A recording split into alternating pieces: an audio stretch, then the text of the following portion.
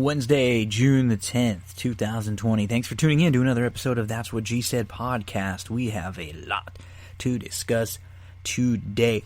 Latest in the MLB, new proposals. They've been going back and forth from the players to the owners. What's the newest? We're going to get into it. Quick results from UFC 250. We're down to the Elite 8 and the best football movies. We're going to go through those real quick and set them up before we vote on that Elite 8 later this week. Horse racing. We got news with Ryan Dickey from Horse Racing Nation. We're going to recap all of the big stakes from last weekend, from Churchill Downs, from Belmont, from Santa Anita. We talk about some of the news, where horses are pointed, recap a lot of those big races. Then we get into the handicapping. Gulfstream, a couple plays for Wednesday. Canterbury Park. They have a 10% pick 5, 10% takeout pick 5. That's the lowest in horse racing of any of the wagers. 10%.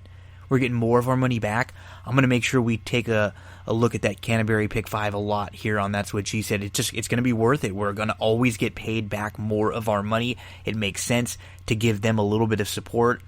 And then we'll get into Thursday.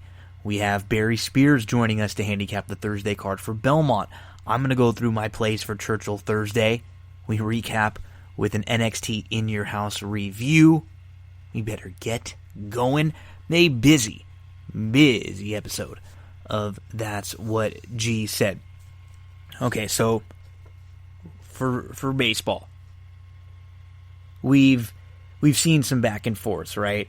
We've seen 114 games, and then we've seen they went from 50 to 114 to 76, and then the most recent offer, or the most recent proposal as of, right before, a couple hours before I'm recording this, which is, really right as the clocks turn to Wednesday, June the 10th.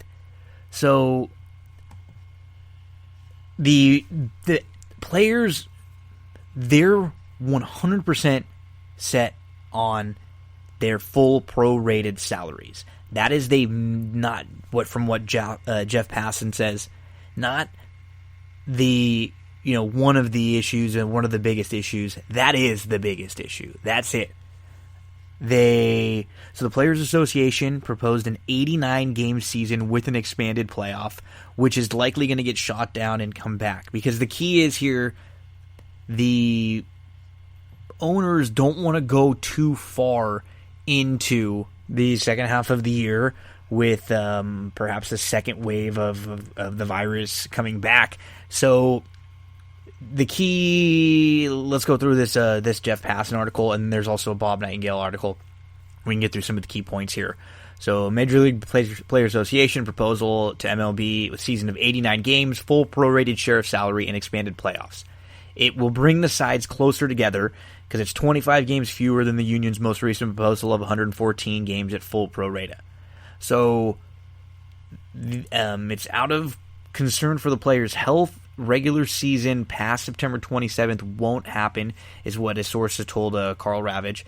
There's a window of playing time between 60 and 70 regular season games, but pay still remains an issue. So, Monday there was a 76-game season proposed that would cover up to 75% of the players' prorated salaries. Now the players are going to counter that with an 89-game season that the proposal would start on July 10th and October 11th, and it would expand the postseason to 16 teams, 8 in each league for 2020 and 2021. And it would be the players sharing in a pool of at least $50 million in the playoffs if the playoffs are played without fans. It also includes opt-out rights for all players who are high risk or reside with high-risk individual. They're entitled to full service salary in the event that they opt out. Players with no high-risk concerns may opt out, but without service or salary.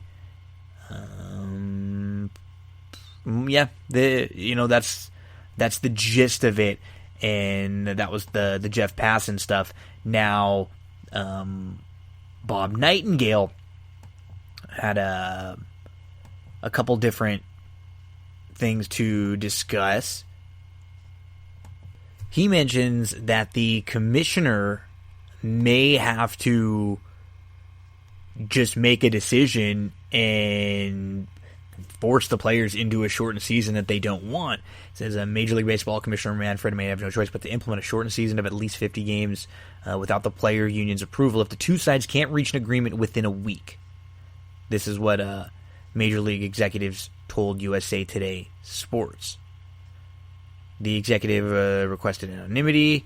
And this was after the Players Association rejected the proposal and then countered with the 89-game schedule. So this was, also very recent, just after and right in the same time frame with the Jeff Passan stuff I was just reading through.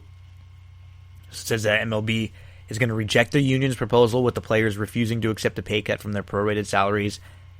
That's what the owners want. One executive said, if we don't get an agreement real soon, this is going to be ugly. The fear without an agreement between the two sides is that several of the game's biggest stars may decide to simply sit out the season, believing it's not worth the health risk while receiving only about 33% of their annual salary. One owner said he's been informed that several of his players indicated they wouldn't play this year under those conditions, forfeiting their salary to the season while not receiving service time. Yeah, this is so I guess this is like different from what Jeff thought and some of the other things I was reading, which seemed like it was more positive. But this one, Bob seems a little more negative from some of the sources that he has.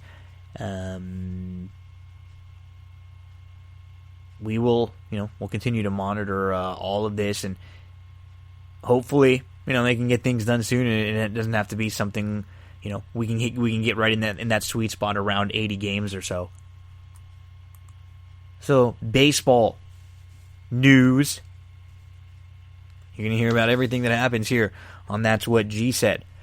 We did preview the UFC last week. I just want to mention a couple things from UFC 250 that stood out. We saw Amanda Nunes was impressive again, defeating Felicia Spencer. And the question that I've seen a lot of people ask is, like, who is next for someone who's been so dominant in multiple divisions? There was one mention of Shevchenko, but Dana White said that was not something that was in his near future or something that he was looking into. So, who knows what's going to be next for the two division champ now, who defended that title and is one of the all-time greats in UFC. Cody Garbrandt was impressive. He beat a Sun Sao. And Sterling was very impressive, defeating Sandhagen. O'Malley also impressive, winning 2. So I guess Sterling looks like he's going to get a title shot next. But it was good to see Cody Garbrandt back. All in all, pretty good night of fights and some strong results as far as top kind of contenders in moving forward in some of their divisions. A lot of the big sports are getting ready to make their return. We're talking about everything happening in baseball. The NBA is coming back soon, and some sports are actually up and running right now.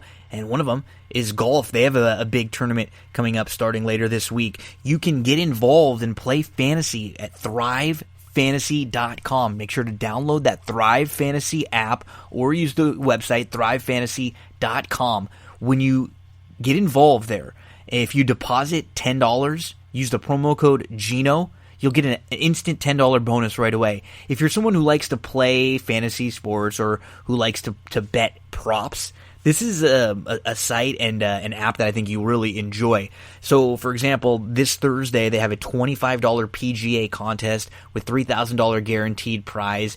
Go give it a look. Check it out. You're going to be selecting things like total strokes for Rory McIlroy, over or under 66.5. You're going to be looking at John Rahm. Is it going to be over or under half of an eagle? Justin Thomas, 4.5 birdies, over or under. And you're going to be able to select the lineup going through all of these different prop bets for all of these different golfers. They've been open on Thrive with League of Legends, and then when NBA gets back, when baseball gets back, when football starts rolling, you're going to have contests for all of those different sports. Go give it a look. If you're interested in League of Legends, if you're interested in golf, you can play right now. And if you're someone who likes fantasy sports, just go check it out, download it, deposit that 10, and use the promo code Gino. You'll get that $10 bonus, so that way you'll be loaded up and ready to go when all the major sports come back. We know NBA will be back at the end of July, hopefully baseball following suit, and then the NFL right after that. So Thrive Fantasy, check out the app, use that promo code GINO when you sign up, and then deposit $10, anything over 10, and you'll get that instant $10 bonus right back. Give it a look. ThriveFantasy.com. So we are down to the Elite 8 of the best football movies for the That's What G Said podcast best football movies bracket. Started with 64. We're down to 8. Let's talk about the 8 that have made the Elite 8, and let's get into them a little bit. I'm going to try to sell you on them a bit. I'll just kind of set them up for you, but remember, I can't vote on any of these. This is all up to you. So make sure to follow on Twitter. It's me, Gino B. That's where you can do all the voting for this. Remember, the Titans defeated the Comebacks Gridiron Gang draft day, and it will now be in the Elite 8 against Friday Night Lights. Friday Night Lights, who defeated Father Was a Fullback, the Longest Yard, and then We Are Marshall. Friday Night Lights in the Elite 8. Varsity Blues defeated 23 Blast, 2 for the Money, the Replacements, and now Varsity Blues will face Necessary Roughness, who was kind of a dark horse, who defeated Triumph of the Heart, and then beat the Blind Side in an upset, beat the Program in what you would probably consider an upset. Now Necessary Roughness versus Varsity Blues. We have Brian Song versus Jerry Maguire. Brian Song got by Woodlong, the new Longest Yard, and then everybody's All-American, one of the easier road to the Elite 8. Jerry Maguire got by Newt Rockney All-American, the freshman, and then Little Giants. We have the Waterboy, who was another kind of a dark horse one. The Waterboy, his road to the final, or to the Elite 8, was through All Things Fall Apart, The Express, and then the Waterboy beat North Dallas 40, and then Rudy, after a tight victory over Any Given Sunday, Rudy is in the Elite 8. Prior to that, Rudy beat Radio and The Quarterback. So, using the internet, the internet, you guys know about the internet? The site Rotten Tomatoes, which ranks movies and kind of gives them a score based on the audience score and then some of their rankings and ratings from critic reviews. So the first one was Remember the Titans, which got 93% on the audience score and 73% on the tomato meter. And Remember the Titans I had it tentatively ranked number 1 when I put this all together. You got Denzel Washington. This is a movie based on events that took place in 1971. The white Southern high school integrating with black students from a nearby school. Both schools recognized for their football programs, and they unified, and the black coach was chosen to be the head coach of the integrated team.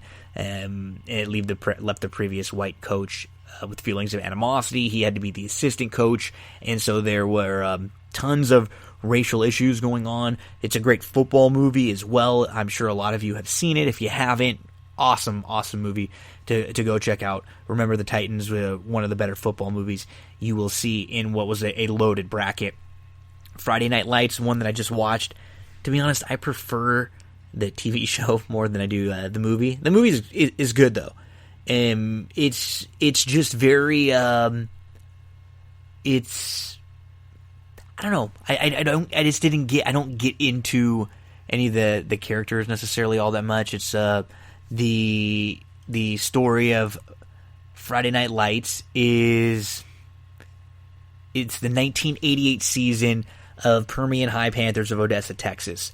And so, you're seeing a lot of their families and their backstories with some of the players and the coach, and it's a town that's one of those towns in Texas that's just a complete football town that's built around it.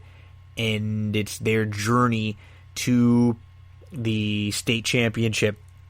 And then early on, we are introduced to Boobie Miles, who's someone who's going to be a star, and we have spoiler alert here, Boobie gets hurt, and it's we see in a lot of these football movies when one of the better players gets hurt, and they happen to remember the Titans, the quarterback gets hurt, and then Sunshine's got to step up. Happens in Friday Night Lights, Boobie Miles get hurt, and they need more from their quarterback and more of a team effort all around. And the next movie that we see it happening in is so in Friday Night Lights, they got an 81 on Rotten Tomatoes with a tomato meter and an 85 audience score, so pretty solid there. For Friday Night Lights. Varsity Blues wasn't quite as popular, just a 41% from the critics, 76% on Rotten Tomatoes from the audience, and this is another Texas-based football movie. This one's a little more comedic. A lot of the reviews, looking back at them, aren't great, but I love this movie. 35th years head coach Bud Kilmer, John Voight, trying to win his to lead his West Canaan Coyotes to their 23rd division title, and he's kind of older, but he's kind of losing touch with a lot of his players, and then his star quarterback Lance Harbor, who's played by Paul Walker, suffers an injury, and their backup quarterback's got to step up, and that's who Jonathan Moxon, James Vanderbeek. I like this. This is fun. It's a little more of a silly movie. It's not as serious of an approach, but give Varsity Blues a look. It's interesting. It's drawn in a good spot with a major opportunity to win, where it is going to be locked up with the parody movie Necessary Roughness, who is about the 30-something quarterback who is asked to come back and play. He's got college eligibility still for a Texas state team that was just a program that got caught with all sorts of recruiting sanctions and was just a horribly dirty program. So they had to scrap their program and completely rebuild it. And they bring in this band of misfits. It's a lot of fun. Rob Schneider is the play-by-play man on the commentary too. They have a girl kicker on here. Jason Bateman's in a early role. Sinbad's in it, and Scott Bakula is the quarterback that ends up coming back, the 30-something. It's fun. It's a lot of fun, and it made a nice little run here into the Elite Eight, and it's going to hook up with Varsity Blues soon. Other side of the bracket, the TV movie back in 1970. It was the ABC Family Movie of the Week, I believe. Brian Song, which gave really great performances from Jimmy Caan, Billy D. Williams, Lando Calrissian.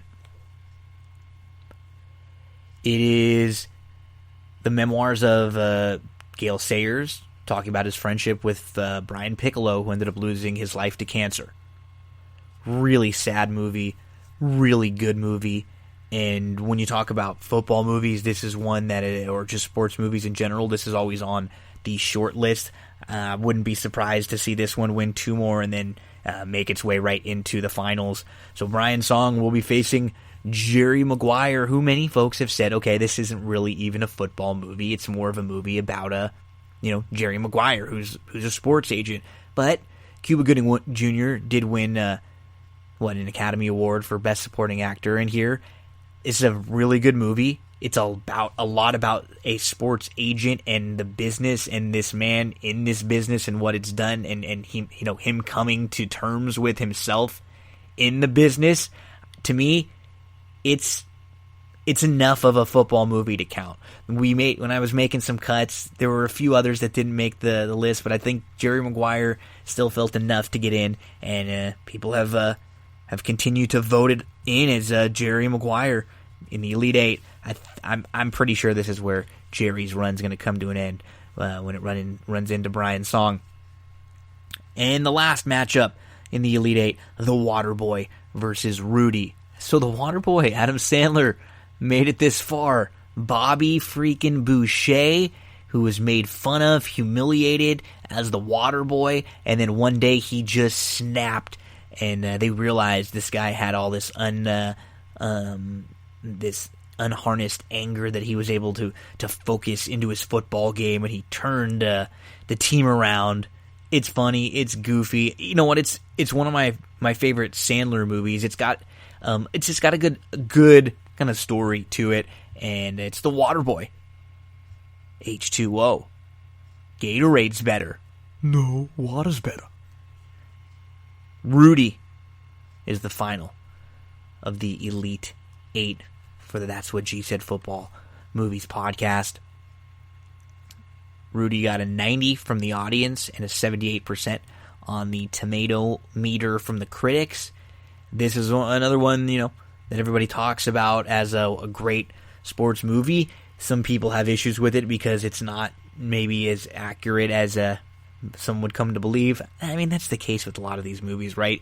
Ones that people still say are based on a true story aren't, exactly based on a true story. This is about Rudy Rudiger, who has idolized Notre Dame. This has been his dream to play football for them, but he's just too small. There's no way he's ever going to be actually a football player for Notre Dame, but he ends up making it, walking on, and being part of the practice squad, and they actually let him, the team makes a statement. They want him to suit up for the final game.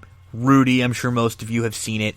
It is going to probably be pretty tough for the Waterboy to beat here in the That's What G Said Best Football Movies podcast bracket. Just to remind you again, for Best Baseball, Major League was the winner. For Best Soccer Movies, Bend It Like Beckham was the winner. For Best Hockey Movies, it was Slapshot. For Best Horse Racing, it was Let It Ride. Best Basketball, it was Hoosiers. Best Golf, it was Caddyshack. And for Best Wrestling, it was The Wrestler. We are now going to transition, and for a while we will be talking some horse racing. First up, it's going to be all of the horse racing news. We're going to recap a couple of the stakes races from Churchill Downs. We're going to recap some of the stakes races from Belmont, and we're going to recap some of the stakes races from Santa Anita. Ryan Dickey from Horse Racing Nation joins me. We have a nice conversation about a lot of really good horses who ran last weekend, recap those races, talk about some of their plans moving forward. It's a ton of horse racing news coming up next on That's What G Said. It's been a fun couple weeks on That's What G Said because I've been able to get in some guests, some new guests that I have not ever had on the show before, and a couple of them that I've never actually talked to before. But my favorite first-time guests are ones like this that is coming up with Ryan Dickey, because this is a guest who I've spoke to, on Twitter and back and forth many times over, at least the last couple years, and someone I've been looking forward to talking to once, and now someone who has definitely been moving on up in the world of horse racing, does a great job with news and covering stuff for Horse Racing Nation, HR Nation, and we're going to talk to him right now. That is Ryan Dickey. How you doing, buddy? I am doing very well, and I just want to start off by thanking you very much for having me on. Man, I'm looking forward to it. It's been a while. It's always fun when we have someone that we've gone back and forth many times through the years on Twitter, talking racing or commenting on things here and there. And it's good to be able to kind of sit back and have a racing conversation. And we'll have a good racing conversation because it felt like this past weekend was like the real first big weekend back, where we had all these different tracks with a couple different graded stakes races and big horses showing up all over the country. We're going to get to all that in a minute. But first, before we get there, who the hell are you? Let's introduce you. Let's introduce you to the folks out there. So the folks out here that don't know you, it's always great because I love talking to people. How do you get into horse racing is such an interesting question, because horse racing isn't like, just baseball, basketball, football that you're playing growing up, and a lot of people just get into those major, more mainstream sports. Horse racing is more of a niche, and it's always interesting to see someone's journey into it. So how does your journey begin getting into horse racing? Well, I was born and raised in Toledo, Ohio, which is not a mecca of horse racing by any means. However, we did have a harness racetrack, Toledo Raceway Park, which is no longer with us, unfortunately. That is my home track and always will be. And when I was just about 18, I started heading out there and trying to see what all this horse racing was about.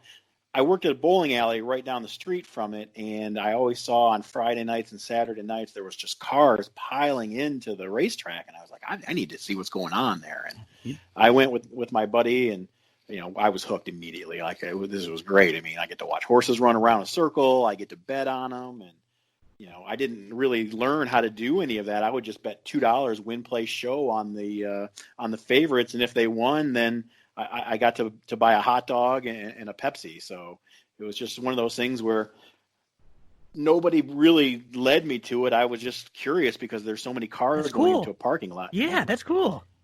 Yeah, so I got into it, and one of the first things that I thought of would be, how cool would it be to own a horse, have your own horse and race them. And I've always wanted to be an owner more than anything. And, a couple of years ago, I got to do that for the first time. I was the president and only member of Firehouse Racing Stables because I was a fireman living in Michigan. That's great. And, so I bought a pacing mare in 2014. I think I plunked down $1,900 at auction. And the worst part is I wanted to get into it before Toledo Raceway Park went the way of the dodo, and I missed it by 1 year. I bought my mare after Toledo had already closed, but I did get to race her in Ohio and never won. So it is what it is. But that was your first foray into owning, and since then you've done much more. You've done other stuff. You're like currently a co-managing partner. Yeah. So Iron Horse Racing is, if anybody is looking for a racing partnership, I would look there first. I love Iron Horse Racing. I love the things that they've done. I love how they have no markup partnerships. So basically, they buy the horse and they syndicate it out for the price that they bought the horse. They don't add anything to it. So for me, you're already way ahead of the other ones. But we have a 3-year-old gelding named It's Mandatory.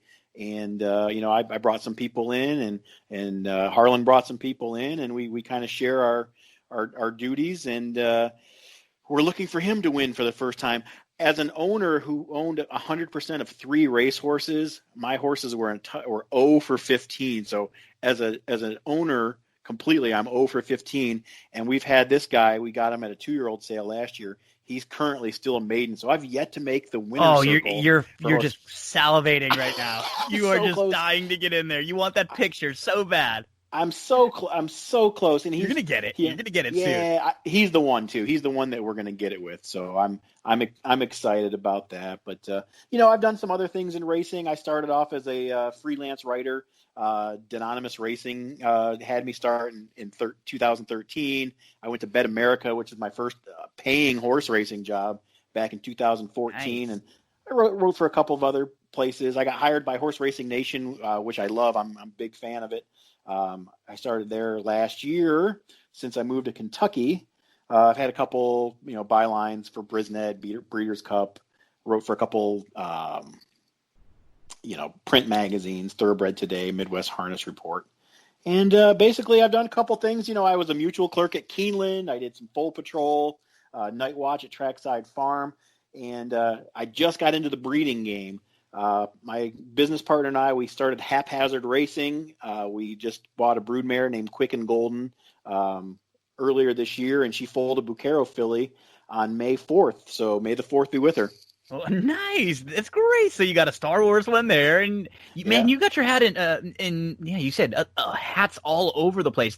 That's what's cool is like you meet a lot of people like this in racing that you got to be honest. When you're in racing, for the most part, you love racing. And that's why you stay in it, and you have people that bounce around and do different things, and you can tell that's just from the moment it seems like you walked in some of those first times by yourself, just trying to figure out what this was. You kind of had that itch. It seems like it's been there. So that's really cool. Yeah, so I was a EMT, paramedic, and firefighter for 17 years in Michigan, and I just loved horse racing. And I said, you know what? I'm not going to stay there for 25 years and finish out. I'm going to retire early and move to Kentucky. And I moved to Kentucky, and it was a little rough go at the beginning, but I have a full-time writing job now, and I'm very excited about it. Man, that's really cool. That just shows keep at it when you're very good at what you do. When you care, the cream will rise to the top. And speaking of which, we're going to transition into talk about the top. Ryan, we saw some of the best horses in training run just this past weekend, and really over the last week and a half. A couple others I want to mention before you and I get into all of them. I mean, we even just saw Tap It to Win for Cassie look super impressive. They're going to supplement him to the Belmont. We saw Maxfield. He's going to be skipping the Belmont. He's going to run in the Bluegrass. New York Traffic looks like he's going to point to the Haskell. And we could see a Midnight Bisou Monomoy Girl rematch on June the 27th at Churchill. So there's been a lot going on. Guarana just came back and was super impressive. Dunbar Road was super impressive for Brown, both of them. And then we saw all the stuff that's happened with the Baffert horses lately with, Nadal's retired. Charlatan's out for at least 45 days. He won't make the Belmont. Maybe the Derby. I mean, they said, he might be back for towards the end, or maybe the Preakness. I think they said they just don't know what it's going to be with him. I don't think he's going to be able to make the Belmont or the Derby. So 45 days, ankle injury. So man, in just a couple of weeks, there's a hell of a lot going on. And then we get this last weekend, which from a wagering standpoint, if you're a gambler, it probably wasn't the greatest, try to make $1 million weekend because there were just a lot of chalk out there. But when that's happening in these big graded stakes races, we get to see some pretty darn good horses. Let's start over at Churchill, where we had 2 stakes races on Saturday. And the first one, we probably don't have to go farther than this to see the most impressive performance of the entire weekend. I mean, Volatile, who is now 4 for 5, he wins race number 8, which is the Aristides. He's had a 112 buyer speed figure, which I believe is the highest this year. They've mentioned Saratoga as the future for him for some top sprints. Ryan, this guy is legit. Oh, yeah. I mean, he won convincingly 2 back at Oaklawn, and you're absolutely right. This was the best singular performance of the weekend. As far as the splits, the first quarter went in 21 and 2/5, which is not, completely and utterly out of the norm for a race like this. The first half went 44 and 1/5, but at the top of the stretch, he looked like he was shot out of a cannon. I mean, he turned a 1-length lead into 3 or 4 in no time, almost set a track record. And he's a 4-year-old by Violence. He's out of a stakes-winning Unbridled Song mare named Melody Lady, who his trainer, Steve Asmussen, actually trained the dam. So, all signs point for bigger and better things for him. And he did definitely put in the best performance of the weekend, I believe. We got all those immediate Matoli comparisons. Social media and horse racing Twitter was all over this guy after he did get bet down. He got hammered. And, Bobby's Wicked One was a horse who used to have he has really good speed. He just seems like he's kind of either not in the same right now, or maybe just a horse who can kind of beat up when he on smaller fields or not quite as good fields when he's able to really get a lead. Because you mentioned it, they went quick early and Volatile just put them away. Super, super impressive. One of the more impressive races I think you might see all year long. And the 10th race at Churchill, it was the Dogwood. And now we've seen a filly. It's funny. We had this race for 3-year-old fillies at Churchill, and then we had the Santa Anita Oaks, and neither one of them were really – it's like if you put the two of them together, it probably would have been one really, really good race. You add Swiss Skydiver and Speech and maybe even Murnant into this. This wasn't a bad race, though, the Dogwood, and 4 Graces is now 3 for 4, and she was the slight second choice in this race. She wins it over 2-1. She just picked up 20 more points for the Kentucky Oaks. Yeah, and she's won twice at Churchill in this meet already, which is amazing when you think about it, considering the late start they have. As far as the Dogwood, they had a contested 22 and 1/5 opening quarter, and there was 5 horses across on the backstretch. The favorite, we're going to talk about 10 horses, and 8 of the 10 horses that we're going to talk about that won were the favorite. 4 Graces was not the favorite. Edgeway was, who she held on for second, but just wasn't good enough. 4 Graces. I would have loved to see her against Swiss Skydiver in the Santa Anita Oaks, since that was only a 4-horse race.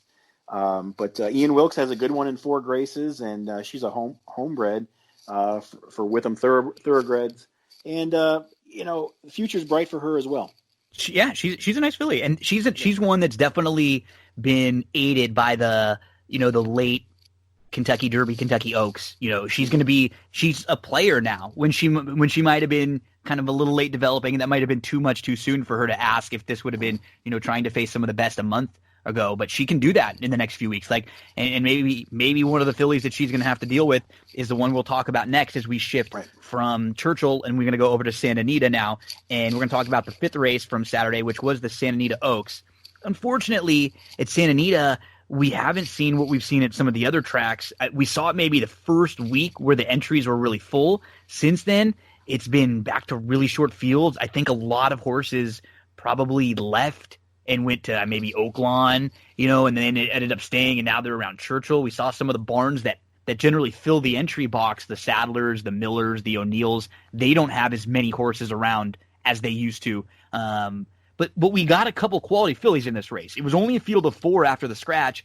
I really think the top 2 are very good. Speech continues to improve, and Swiss Skydriver, is she the best 3-year-old filly right now? Either her or She Dares the Devil. Yeah. Which, they're both Daredevil fillies.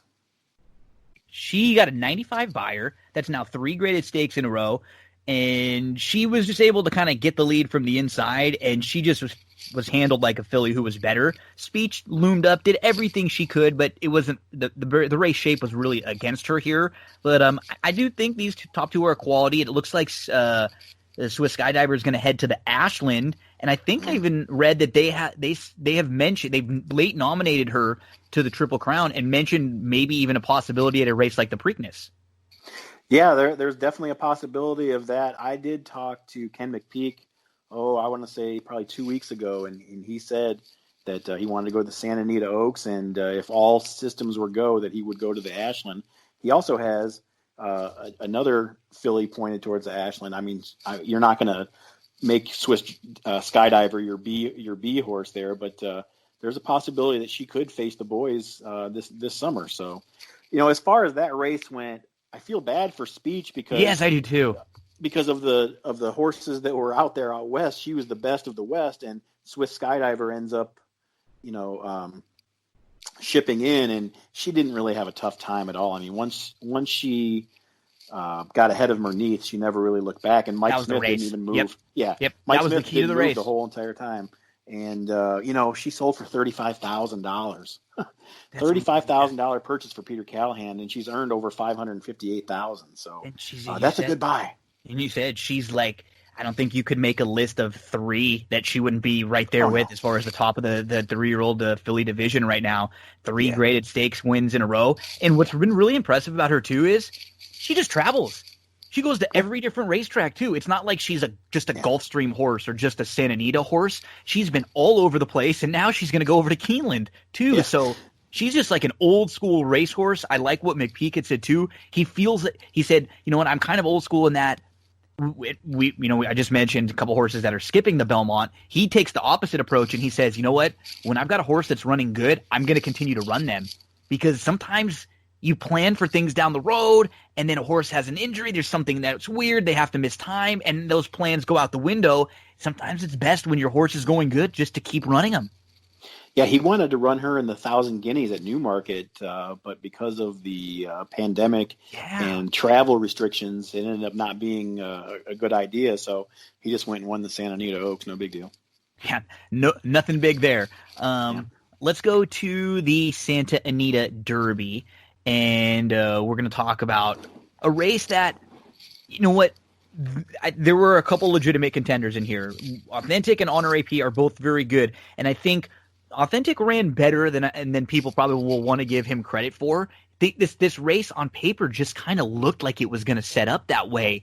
There were a couple other really fast horses he was going to have to deal with. He's not like a rocket ship out of the gate either, and he didn't have those charlatan Nadal kind of like gaudy figures where he seemed like he towered over this field. Honor AP is now a really nice horse. He got a good trip. I think he got 102 buyer, which is, I believe, the top of all the 3-year-olds now so far. And those top 2 going forward are good. I think a lot of people have really skyrocketed Honor AP up the list. I think he's like number 2 in the NTRA poll now.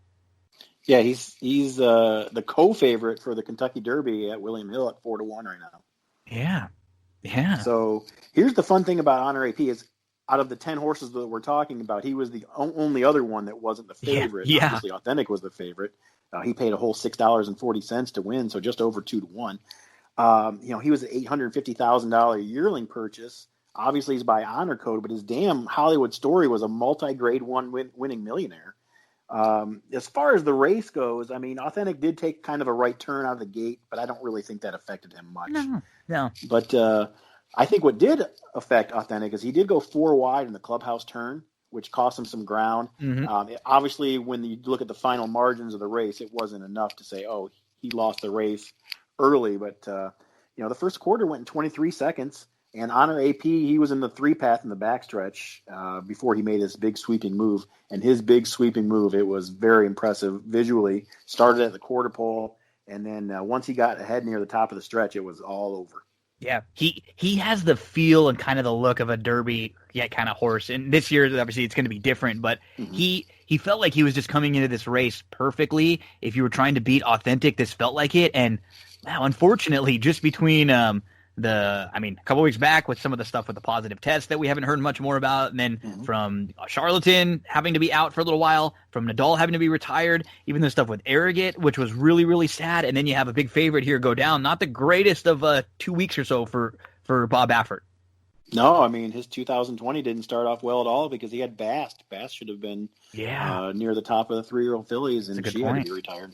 Yeah, just things change so quickly in horse racing, and now Honor AP is right in that top tier. Yeah, he's probably in that top tier with – it almost feels like he's there with Tisdalaw and Maxfield now, and as you mentioned, he is the co-favorite at some of the books.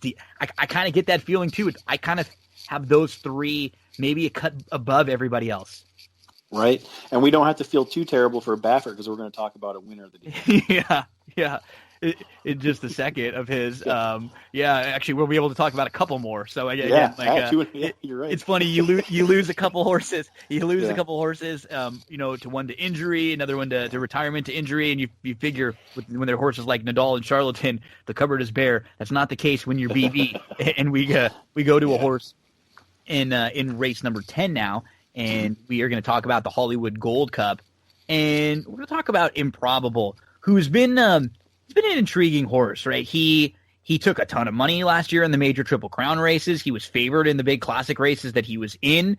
He's been a horse who was good from the very beginning, but we've always had the distance questions about him. That was always the concern when he was on the Triple Crown trail. It was, does he really want to go 1.25 miles or farther? Is he more of a miler type? Because he sits pretty nice, he looms up, and then he kind of flattens out late.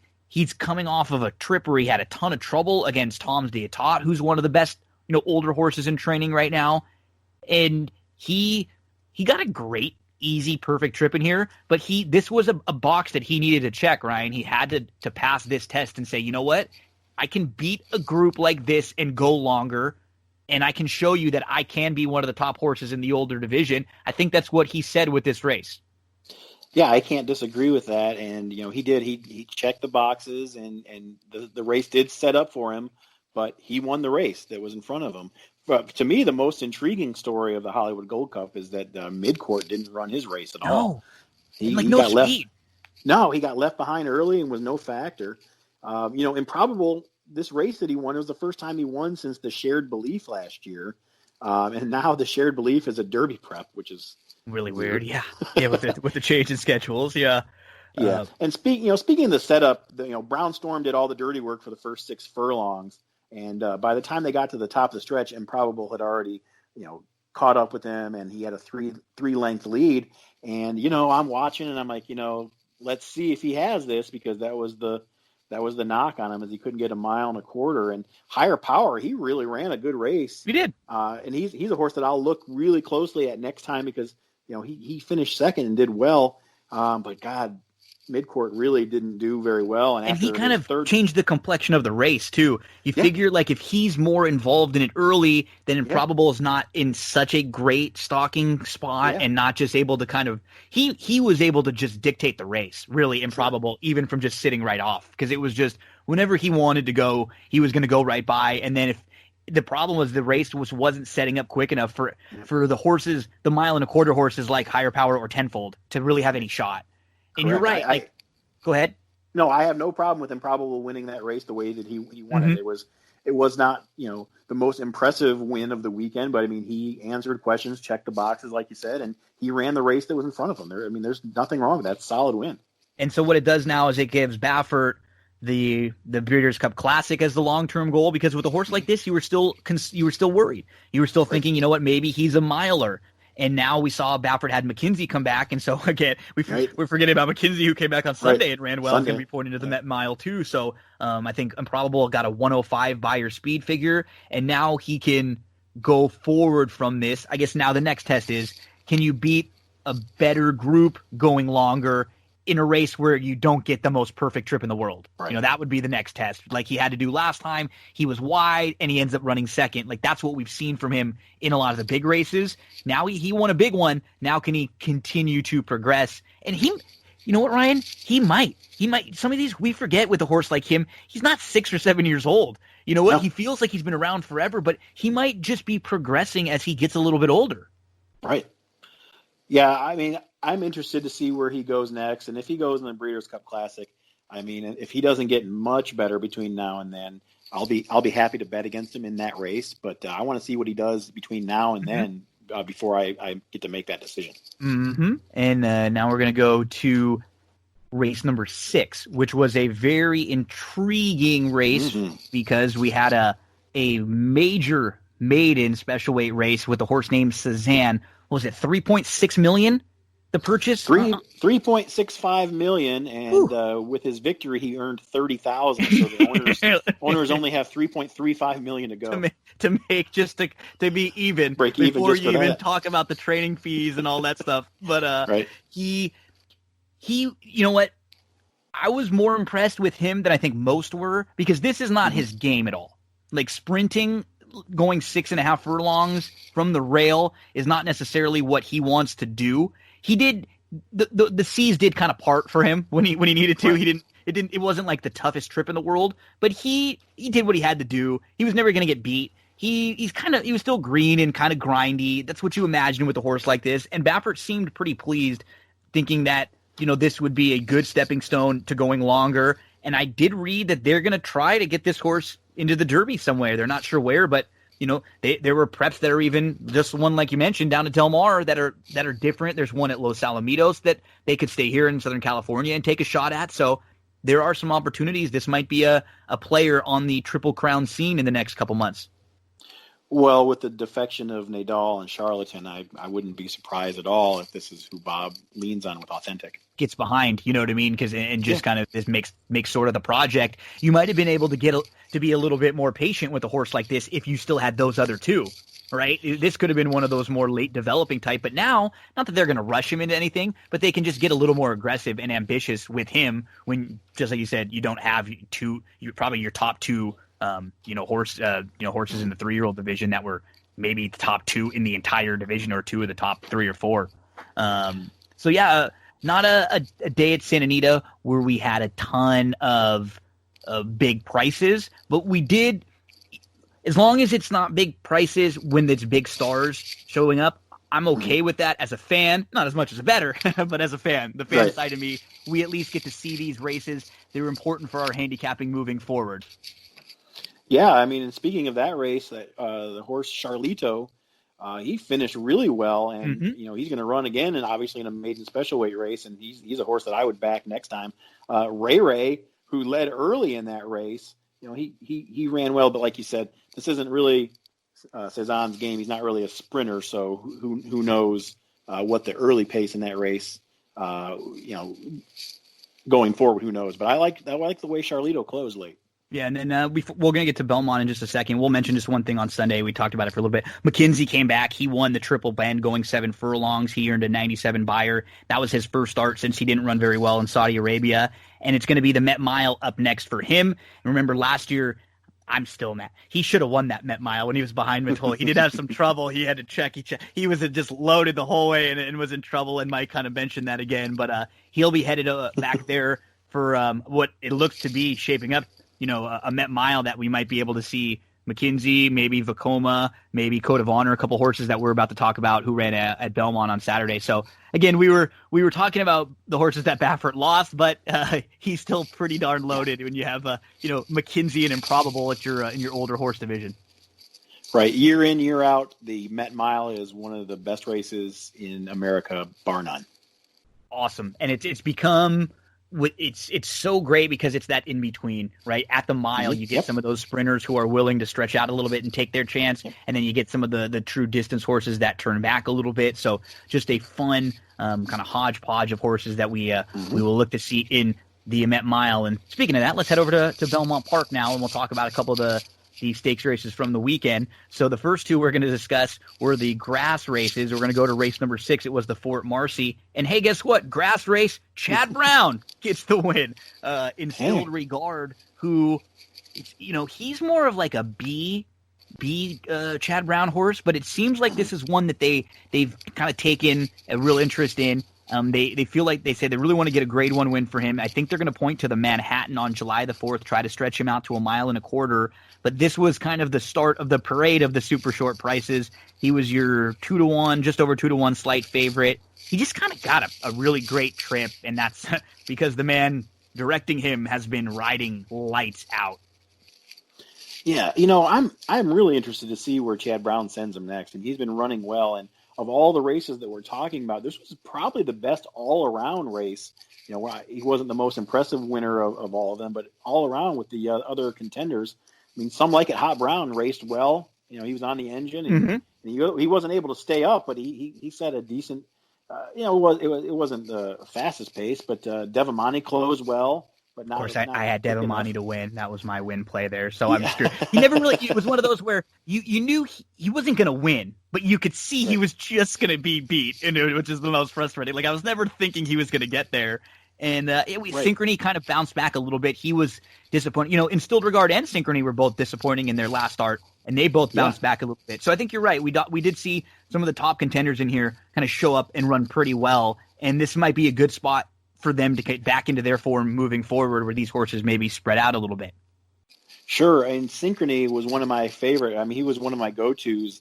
I could just bet it and forget it with him, but I think that his best days are behind him now, so he's going to have to maybe start running against a little bit lower class than he's used to. But Instilled Regard, I mean, he's 5. He's running at the top performance of his career. He was a $1,050,000 purchase. He's earned under $800,000, but he's a multiple grade stakes winner, and I'm sure that they'll be pointing him to a grade 1. Yeah, one time he was one of the horses that was a Derby trail, 3-year-old early on, and then he's changed his game now, and he's become a very good horse going, distance on the grass. So Instilled Regard looks like maybe the grade 1 Manhattan 1.25 miles on July 4th for him next. I think I read that was one of the plans. So we move on from a race where Chad Brown ran a 1-2 in the Fort Marcy to a race in the Intercontinental where Chad Brown ran 1, 2, 3, 4 in this race. And we got newspaper of record to return. And you know what, Ryan? I think we found a couple things out about her in this spot. One, we know that she likes a ground that's got a little give in it, a little moisture in the turf.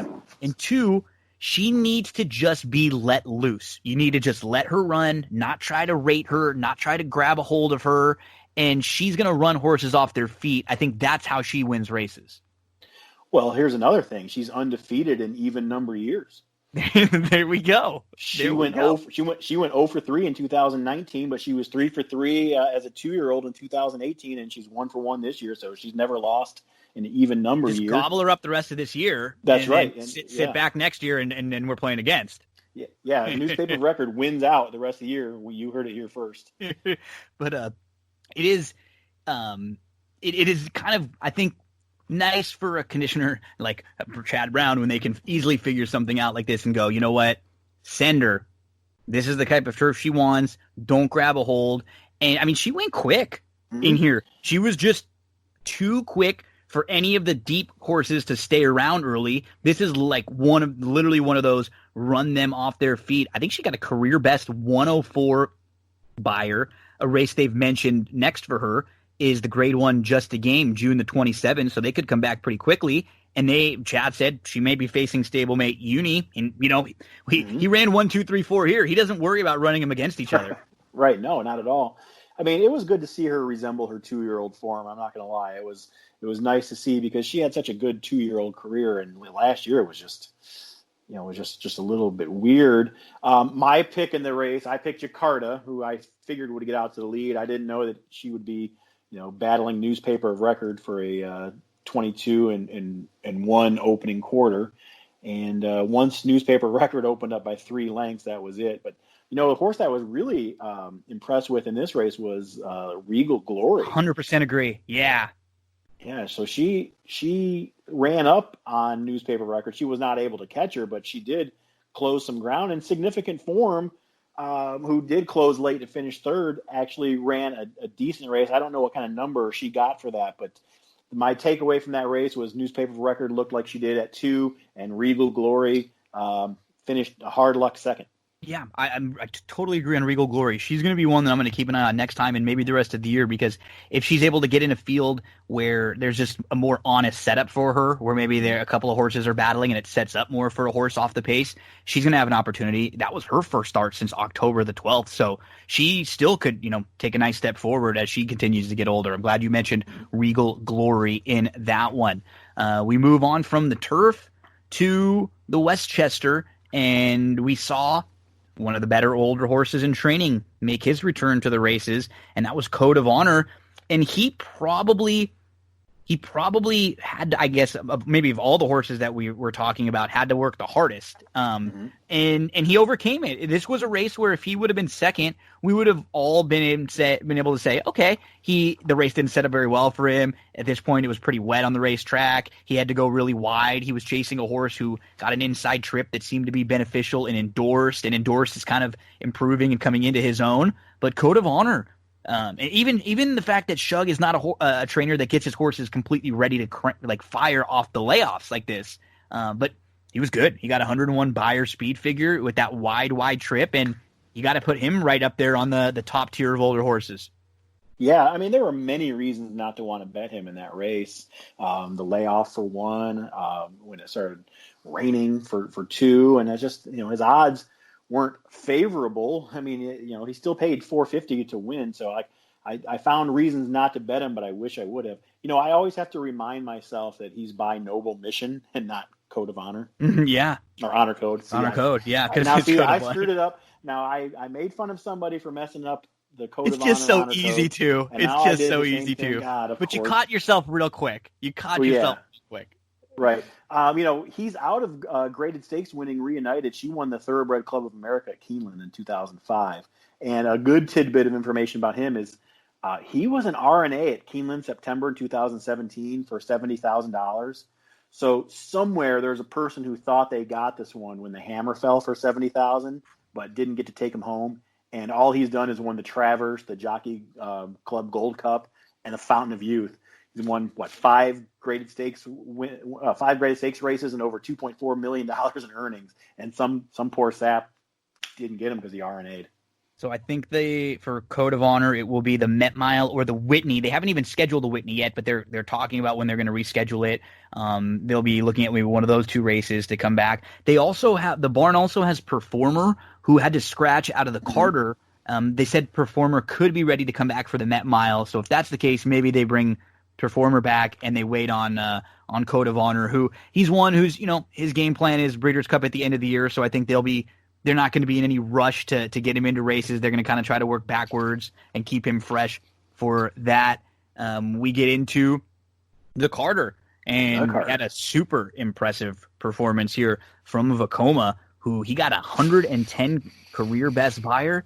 And I mean, he's done very little wrong in his career also. He came back with a couple really nice wins so far this year. They said the Met Mile off of that effort might be a little too quick for him coming back 4 weeks because he ran so big in here. I mean, he just crushed this field. He won by 7+, and he's going to be really good at maybe these, either sprint distances or up to a mile. Yeah, I really like him. Out of all the horses that we've talked about, he's the only one that I actually got to spend some time with in the barn. I got to see him before his Bluegrass victory and spent a little bit of time with him in the Weaver barn. He's just a pretty cool horse, and his dam was a multiple graded stakes winner. She won the 2010 Humana Distaff, and this is actually the only horse that we talked about that I really picked to win. He ended up being the favorite, but out of the 10 horses that we talked about, the average win payout ended up being $4.75, and he paid $5.30. So at least the only one that I picked to win paid better than all the rest that we talked about. It was a better this is why I did this, which I generally don't. I'll do some news and stuff. I do more of gambling, breaking down the races, previewing the races. This was definitely a weekend that was better to recap than to preview, because I was the same way. It was the same way with you. It's fun to talk about the good horses afterwards and the plans and who could they match up with down the line and what are what's going to happen. But going in, I think I was the same. I was against most of these in here, in particular a horse like Newspaper of Record, who hadn't been good, and I thought the horse like that you picked, Jakarta, was going to make things hard for that one on the front end. I think the only one that I was really high on of all of these was probably Honor AP, who I felt like he would get the trip, and I thought he was just I think more of it was that I was never really that high on Authentic either, so I felt like he was the horse. But I'm with you. It wasn't a great weekend for my bank account betting wise, but one of those weekends that it's at least important for us as horse players moving forward. We have to know these horses and where they're going to show up again. And maybe some of them, like we saw, hey, this horse got a perfect trip. Maybe you're playing against Improbable next time because he was able to sit so nicely and get the trip there, or a horse like Instilled Regard, but then maybe you and I look at a horse like, wow, Code of Honor or Vekoma, like they might be horses that we can kind of latch onto for the rest of the year and key exotics in some days, because they might be the real deal with the way that they won those races. So I think we had a lot to take from this weekend. Yeah, we sure did. I'm glad to see Vekoma get a Grade 1 win. It was sad that he won the Bluegrass and he wasn't able to continue on for much of 2019. So I'm glad to see him win. And then the first one that we talked about too with Volatile, who earned that huge figure, and he's going to be a major player rest of the year. So. Man, I really appreciate you coming on and talking with me here. We covered a ton of ground, a bunch of different racetracks, a bunch of different horses. We got some of your background in there. So maybe next time when we link up, we'll do the other way. We'll preview a weekend where we go through some stakes races, or we'll pick a card to go through one day. Oh, no. I'm much better talking about things after the fact. It's way easier for us that way. I can tell you that I picked Vekoma, but you don't really know. No, I want to just say again that I appreciate you having me on, and make sure you say hi to Barry for me. Oh, I will. Do me a favor, give all the folks out there again all of your plugs. Where can we find you on social media? What do you have? What are you going to be working on coming up next? Well, you can find me at Twitter, where I'm always on Twitter, like 24 hours a day, 7 days a week, at rdickey249. And I do write for Horse Racing Nation, and you can see some of the things. Basically, I talk to people in the industry, and I write down what they say, and we print that out. And it's worked well so far. Like I said, I'm real happy to be there. Ryan, Dickey, thank you so much, buddy. It's a lot of fun. I always appreciate our interactions back and forth on social media. And let's make this, whenever you get some time and an opportunity, let's make this a more common thing. We'd love to have you back here on That's What G Said. Hey, I can talk about horse racing all day long. So you contact me and we'll do it. Sounds good. Thanks a lot, Ryan. Dickey, folks, you heard how to follow him out there on social media. Don't go anywhere. We're going to take a quick break. We'll be right back here on That's What G Said. One of the sponsors of That's What G Said podcast is Cindy Carava, full-service realtor, and I am here over in Glendora at Coldwell Banker with Cindy Carava. Cindy, how was 2019 for you? Tell us a little bit about what kind of stuff you were working on. Hi, Gino. Thanks for having me. 2019 was just really great. I had a great year selling homes all the way from Altadena, Arcadia, Monrovia, out to Upland and Ontario just recently. The market has been really good. We're looking forward to 2020 with an increase in home prices about 5.8% this year, opposed to last year where it was a little softer. We saw more like homes averaging about 3.5% in increase in value. It's also looking great for buyers. The interest rates right now are going to be staying under 4%. So if you've been on the fence about thinking about buying a home, now is the time to do so with interest rates still staying low. And you offer more services than just the buying, selling, and leasing homes. Tell us about some of the other services that you offer and what a full-service realtor really is. So you're right, Gino. Besides me being a full-service realtor of finding properties for my clients to buy or selling their homes or finding rentals for them, I also have a plethora of resources like handyman, contractors, electricians, plumbers. I even, if like I said, if you're thinking about getting a home loan, I actually work with 2 great lenders that I can recommend to anybody. And you're all over the internet, social media, websites. Let us know some of the places where we can find you. I know I've seen some reviews on Yelp and on Zillow. Everyone always has positive things to say. Everybody hears me raving about you all the time. But where can everyone else find out information about you or contact? Thank you, Gino. Yeah, I am on Facebook and Instagram and LinkedIn. And you can contact me on my website, which is www.cindycarava.com, or my email, which is cindyc.realtor@gmail.com, or feel free to call or text me on my cell phone, which is 626-394-6400. Cindy is awesome. She's one of the kindest and most genuine people I've ever met. I promise you, you will enjoy every minute you interact with her. So thank you very much, Cindy. Appreciate all of your support from That's What G Said podcast. Thank you, Gino. Have a great day, everyone. Big thank you to Ryan. It was fun talking with Ryan and breaking down all those races and going through what was a good weekend of racing. It just wasn't a great weekend if you're a bettor who's not really someone who thought those were all logical favorites to include.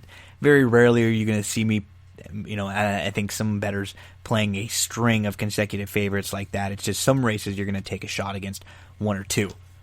Let's get into some horse racing for Wednesday. So at Gulfstream Park on Wednesday, I have a couple plays for you. This is Wednesday, June the 10th. Get your past performances out, and we'll get to race number 1. Just a heads up, too. In the 9th race at Gulfstream, it's actually a really strong field where you're going to have 3 horses that are probably familiar names to many of you out there. That is Ete Indian, who won the Fountain of Youth. He's in there. You're going to also have Chivalry, who was second in the Florida Derby and was second in the Swale. He's also in there. And you're going to have Sol Volante, who won the Sam F. Davis and was second in the Tampa Bay Derby. He's also in there. You have 3 horses who are on the Kentucky Derby points list that are within the top 16. Ete Indian has 74 points. Chivalry has 40, and Sol Volante has another 30 himself, and he's at number 16. So a good group in race number 9 lining up at Gulfstream Park. Let's get to a couple races before that, though. In race number 1, just a horse to mention, throw him into your pick 5s. Nanny's Treasure. I just don't think this is a very strong group at all. And she is she is a filly that's actually got a couple decent grass races, tossed a race in the slop. She's got a couple of the better turf tries, and she has some semblance of speed. Even though she's cutting back from a mile to 5 furlongs, she's got enough to put herself in a good spot. I think the one Nanny's Treasure is a good filly to include in your early pick 5, at the very least underneath. If she's anything around 8-1, I'll be making a win wager on Nanny's Treasure. Let's move to race number 4. This isn't a horse I would play individually or anything, but if you are playing an early pick 5, to me the 7 felt like a real standout in here. Generally, those are races that I just skip and don't even mention at all, but maybe you can make some sort of use out of Tempest, who just seems to hook a really bad group, and I think Paco's going to send, stretching this one out a little bit from 6.5 to a mile. So in the 4th race, the number 7, Tempest, should be really, really tough in here, making his 3rd start of the year. Little drop in class on the stretch out, probably the one to catch. The 5th race, just a slight mention, maybe to include in some of your exotics. The 3 Baby Mo, when they try to get on the grass in the debut, and what I like is she had a fast start, but she broke in a few paths. She was able to still break pretty well even after that inward start, and she was outrun a little bit, but then she loomed up, she re-engaged, and she ended up backing up to third, and then, she tired a little bit and flattened out. I didn't think it was horrible.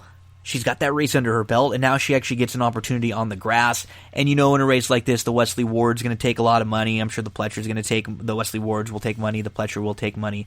So maybe throw the 3 Baby Mo into some of your exotics. Let's get to race number 8. Just wanted to mention is the number 11, Miss Miami, who's going to get back to the grass, adds the blinkers, and I think she just needed a little bit more focus. Expect a better effort from the 11, Miss Miami, and what doesn't look like the strongest race in the world on paper, and that's in race number 8, the number 11, Miss Miami. If we can get like 5-1, we'll make a win wager on her. Now, the 9th race, this is like a little, stakes race here. You have the one Ete Indian, who's a Grade 2 winner from the rail, and, he was 3rd in the Florida Derby last we saw him. He was asked for some speed, but he couldn't get in front of Shivaree, which is interesting because he's going to have to face Shivaree in here again. He did move to the lead, Ete Indian, at the top of the lane, but then he was immediately tackled by Tiz the Law, and he couldn't hold second as Shivaree re-rallied. So what are those two going to do as far as the pace is concerned? Ete Indian has the rail and adds the blinkers. So are we positive he's going to get sent hard and be able to make the lead? Is Shivaree going to sit back off of Ete Indian, let him go, and does that make it a little easier for Ete Indian now at a mile, cutting back, from the mile and an eighth? Or are these two just two horses that are really quick and they're going to battle? And then throw the 5, Jesus' team in there. He adds a little more pace to the party. So I'm going to play this race, assuming these horses hook up, or at least have to soften each other up so much that it will set up from someone off the pace. And the 2 that I will use in some of the exotics are the 2 with Verve. I think if you can get like 5-1 or so, I'll play him to win. In his last start, it wasn't the best of beginnings. He really wasn't asked early on. He then split horses at the top of the lane. He closed really well, and now he's got a recent race under him. That was back on May the 16th. He should be a little fitter. He won the Hutchinson and beat Shivaree a couple starts back.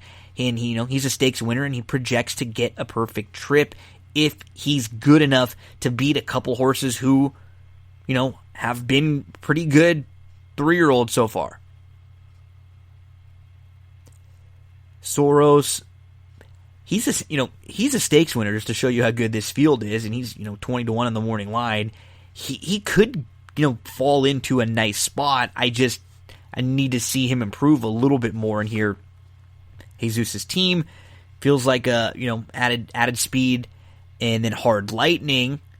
He was the one that I had a tough time with figuring if I could include him, and if he ends up being around 15-1 or so, maybe he's the one. Another one who you can throw into some of your exotics for me. That would be along with the 2 and the 7, because he has enough positional speed. He's not like slow at this trip to where he shouldn't be that far out of it. If things got cooking early on, he might be able to fall into a good spot. Sol Volante, I'm just worried that he's a little bit too far back. He's a Grade 3 winner. He's a multiple stakes winner, and he's got 30 dirty points. He's 16th on that list. Will he be too far back? He was a fine second behind King Guillermo, but he just kind of got run off his feet early on in that spot, and that tends to be the case with him. When he wants to come from way out of it, he needs things to really go his way, and then he's got to be at the mercy of traffic and weaving. It's not a massive field, so that really shouldn't be too much of an issue, and he's drawn to the outside, so he probably should be able to pick where he wants to sit in. So I'll play the 2 and the 7, and we'll play with Verve to win if we get around 5-1. Respect for Ete Indian. I just wonder with Shivaree and another maybe Jesus' team, who's probably not as like classy speed as a horse like Ete Indian, but just could be enough to pester the rail runner. So 2-7, some of the exotics there. That's some of the plays for Gulfstream on Wednesday, race 1. The 1, Nanny's Treasure. Throw into some of your exotics. If you can get 8-1, maybe a few bucks to win. In the 4th race, I thought the 7 could be a single in some of the early exotics. In the 5th, throw Baby Mo, the number 3, into maybe early pick 5 or however you're approaching that 5th race. The 8th, at number 11, Miss Miami, around 5-1. We'll make a win wager. And then in the 9th race, the number 2 with Verve at around 5-1, but we will include with Sol Volante in a lot of those exotics. There's your Gulfstream for Wednesday. Let's get you over to Canterbury, and this will hopefully be in the first of many times we look at this Canterbury pick 5. Folks, it's a 10% takeout low. That is the lowest in the industry on this pick 5. What does that mean? Look around at the takeouts at a lot of other racetracks. We see pick 5s that are, 15%, and those are the lowest wagers at a lot of tracks. And then when we see, the win play show wager, the exacta try wager, a lot of times up into the 20s, middle 20s. That's just a bummer. That's that much of our money that we're getting a percentage taken out of. You don't want that. You play a lot of other sports, it's 10. And that's what this Canterbury pick 5 is. That's why we're going to pay attention to it. We're going to, I'm sure it'll be a little tricky some of these first few days when you have horses that have not run in a long time, but it's worth putting a good chunk of your bankroll towards a wager that will pay you back more. Let's get into it. Let's spend some time handicapping this Canterbury pick 5. Get to race number 4. This is where the pick 5 starts, and this is on Wednesday, June the 10th. I thought it began with the most difficult race in the entire sequence. I mean, I literally am going to play a ticket with all, and I'm going to literally play another ticket where you're 5 or 6 deep. I don't have a strong opinion because the one, Fender Bender, comes off of a pretty good effort last time out. Was a slow start, moved through to press. No real knocks on that one, and is coming off of a string of like 4 nice races. Wouldn't talk you off using the 1. I'm not as high on the 2, Lonesome Highway, as some others, but we're not talking about a hopeless horse. He just doesn't really like Canterbury. The 3, Go Crow, is coming out of much better races for Diodoro. He lost a horse named Flight Time, who was beaten a nose at Churchill against 5,000 claimers. He lost to a horse named Always, who came back to beat 25,000 claimers at Oaklawn. The only horse who I want to make sure to tell you to include in your early pick 5 to start, or in your pick 5 to start, is the 4, Dad's a Gambler. I laughed. This is something that I've said. My dad said. My dad's dad said, and my son will say one day, Dad's a Gambler. He completely missed the break in a race that he was favored at Turf Paradise last we saw him. Barnett just had a really good year, wins a ton of races. If you put a line through that last effort, then you see a couple of grass races. Prior to that, you see a race against 4,000 beaten claimers going 6 furlongs at Turf Paradise on January the 21st. Like a repeat of that effort puts him right there. The race prior to that, he was put up first via DQ against 3,500 non-3s. Like, that's the kind of effort that would likely win this race. The 5, Blue Jeans and Beer, has some speed to add. The 6, Royal Queen, I don't think, what do we do with him? This might be a tad farther than where he's best, and he might have to deal with some speed to his inside.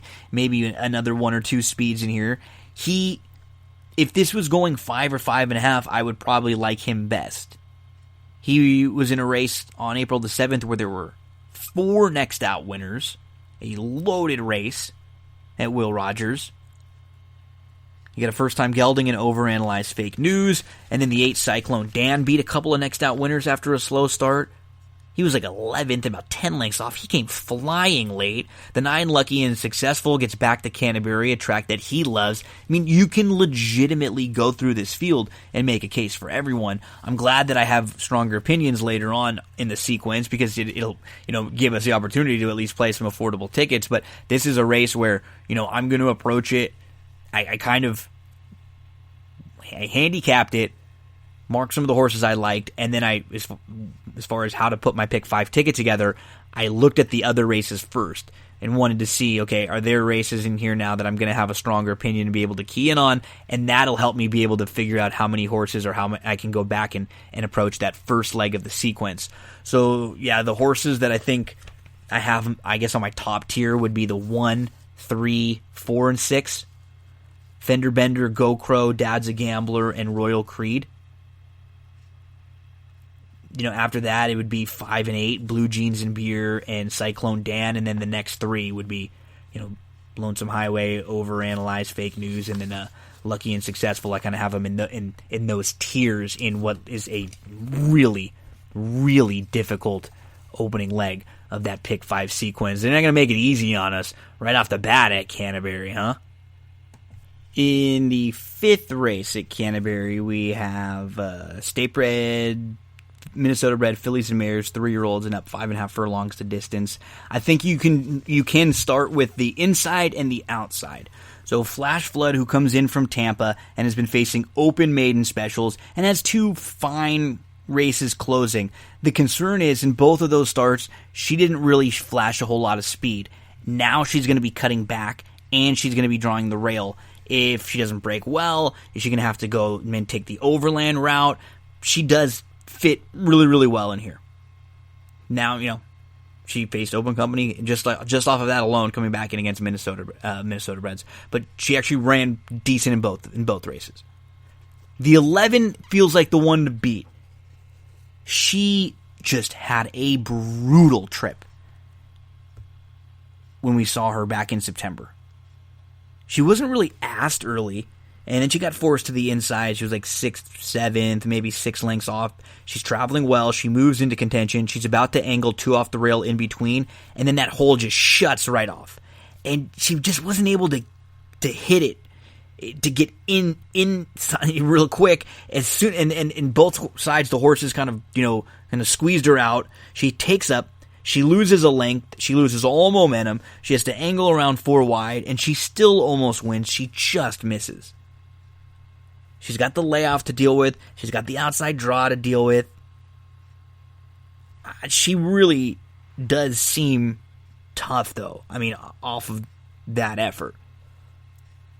The first-time starter, the 9, Baby Gordita, seems like she's tipped her hand that she's got a little bit of ability for a barn that isn't, one that wins a ton first time out, but they can win first time out with the right type of filly. This might be the right type of filly.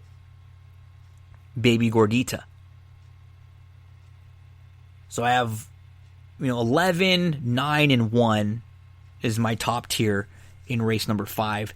Below them, I think you have to take a look at the 3 facing north. The problem is this is a filly who's now been a 4-time beaten favorite, and we're talking about one who's burned a lot of money. She's got a couple other races where she was 2-1, and then another one where she was 7-2. So she doesn't generally offer you a ton of value. Maybe you get a little bit of value in here, and maybe that's why you make a little more of a case for her in this spot. I'm fine with that. The 8, Stylin' and Profilin', this I guess for the Ric Flair fans, is one that you just wouldn't be surprised seeing either. She was your beaten favorite last we saw her in September, and now she moves into a new barn. She has enough early kind of tactical speed to keep involved, and she looks like a couple others in here, and that wouldn't be a shock with some ability to sit close. So I thought it was 11, 9, 1, and then after that 3 and 8, a couple others to use if you're using a deep group in the exotics in here. But maybe a ticket where for me, maybe a ticket where I single the 11, maybe another ticket where I go 1, 9, 11, then maybe another ticket where I'm using the others that I mentioned, 1, 3, 8, 9, 11. In race number 6, this is where I will single on a couple tickets, and I'm going to go to the 6, Ray's Angel. He comes off of a couple races at Will Rogers, which I like. Now he's going to be making his 3rd start of the year. So on April the 20th, in his first start of the year, he beat a group of 15,000 non-3 claimers in an open group. Nice win. Came right back on May the 11th, and he was immediately, he was facing first level allowance company, and he drew the rail. Immediately he's in tight. He gets shuffled behind horses. He's chasing lone speed. He never had a shot. The race is actually better than it looks on paper. You see that he was 7th and he was well beaten, but he was better than that. That was against, an open first level allowance group. He lost to a horse who was a 5-time winner that's won back-to-back races. And now Ray's Angel comes back to Canterbury where he likes it. He likes it at 5.5 furlongs. He makes his 3rd start of the year. He's got more tactical positional speed than he was able to show last time, and now since he's drawn more towards the outside of this field, he will be able to. I think with the 2 weekend ride in here and with the 4 little ninja, they will likely be flashing speed and probably softening each other up, and that's going to set up for Ray's Angel to sit right behind. That's the 6. Ray's Angel going to make a single, and one of my better plays in this pick 5 sequence, a horse who I'll try to build a lot around on maybe one ticket where I don't single Ray's Angel. The other horses that I will be using, the 3 Big Falcon Rocket, I think you can just excuse his last effort against Open Company in the Kip DeVille. Prior to that, a couple really nice races in spots that would be very comparable to this one. The 5 El Tizar, probably another one to include. He defeated Open Maiden Special Weights in his debut at Churchill, and then he hooked Stakes Company a few times, and he's one who has plenty of ability. The 7 Overly Lucky, what do you do, though? He has not raced since May of 2019. I guess that's not that bad when you have a lot of horses in here who haven't raced, though, since September or October anyway, so it's not like he's at a major disadvantage with just a couple extra months off. The 9 Blue Eclipse would be another. If you're going a little bit deeper, he comes out of that race behind Always an open first level allowance, and he beat an open group a couple starts back over at Delta Downs. So after the 6 Ray's Angel, then to me I would spread out on one more ticket maybe and use some others like the 3, even the 4 Little Ninja, who if anyone is the quickest of the quick in here, it might be Little Ninja. So one ticket might have 3, 4, 5, 6, 7, 9. In that 6th race. The 7th race, I'm going to start with the 7, Fayette Warrior, who we last saw at Will Rogers in a different barn, now coming back into the Villafranco barn. But this is a barn that has previously won with Fayette Warrior, so they know this horse. He was a runner-up on May the 20th. He was asked for some speed. I think a lot of it had to do with where he was drawn. He was drawn in post 10, so he's hooked a little wide. He's asked for speed. He's 3 deep. He's 3 deep of 4, so he's 3 deep and in between horses. He's getting hooked wide. He tried to take back slightly. Then he moves in between horses. He angles out 3 wide, and he just ends up getting run by right at the wire by Lucky Lou. It looked like he was going to time things perfectly, Fayette Warrior, and then Lucky Lou ends up coming and gets him right on the money. So I think Fayette Warrior stretching back out. He should be sitting close, but he's not as quick as a couple of the other horses right to his inside. Like the 5 Most Amusing, like the 6 Unleash the Beast, probably like the 2 Blue Dancer. I think he can sit right behind all of them. And maybe a horse like Blue Dancer is just good, and he's in good form right now. He loves to win. He's won 3 of his last 5 on the main, and this is a trip that he likes. He most recently defeated a horse who came back to win at Will Rogers for $7,500 next time out. He checks a lot of boxes. To me, it's the 2 and the 7 as my top tier in race number 7, with Blue Dancer and Fayette Warrior. After them, I thought the 3, Tuaco Bay, I just wonder if he's going to be fit enough. But this is a barn that's plenty capable. They've been a 14% win barn over the last 5 years. He looks like he's one that could get a really good trip in here. And then the 4, Why God. This is funny. I just laugh every time. Why God? Why? How many times have one of us said that when we were playing the races, huh? He wouldn't be a shock. Another one who's proven here, who comes back. He needs a little bit of help up front, though, as far as the pace is concerned. So that was my worry about him, is that maybe he comes on the scene a little bit too late, and a horse like Fayette Warrior could get the jump on him. You have Valentine Guy from the inside, I think, who's going to be in tough with the draw because he might get caught kind of in between with his running style. Blue Dancer's probably the one to beat, and he should be close, maybe sitting just off. He can sit. And, you start eliminating horses. I like the fact that Fayette Warrior has some recent races under his belt, proven at the distance, stretches back out. The 7's going to be the top selection. We'll use the 2 and all of the exotics along with the 7, and then maybe on some deeper tickets, we will include the 3 and the 4. So the closeout leg of that pick 5 at Canterbury is going to be race number 8, and there'll be 3 horses that I include trying to close things out, and I'll probably use these 3 on all the tickets. The 3 is the first one, and that's Haley's Heist. Now, she was right with the leaders on May the 18th when she last raced, and that was at Will Rogers. She has a little more speed than it seems like, and I think it's just going to be the kind of speed that helps put her in a good spot. I don't think she's going to be right on the lead. There's a couple others that are quicker in here than her, but she doesn't have to be as far back as it kind of looks like she is in a lot of her races.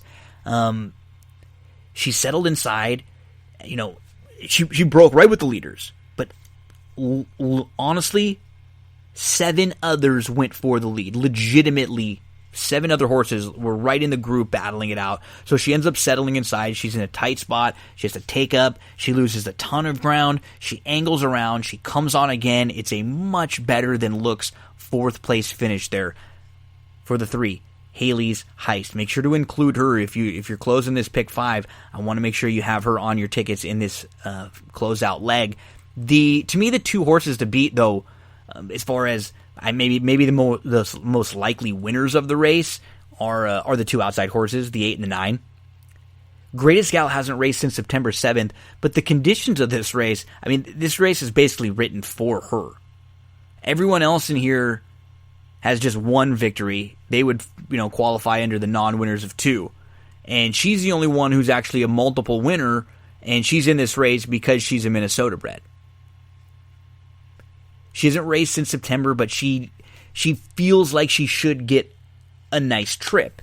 Because the way I'm seeing this race unfold on paper, it looks like the 5, Sweet Sassafras, who comes in from Los Alamitos and was at Santa Anita prior to that, really quick.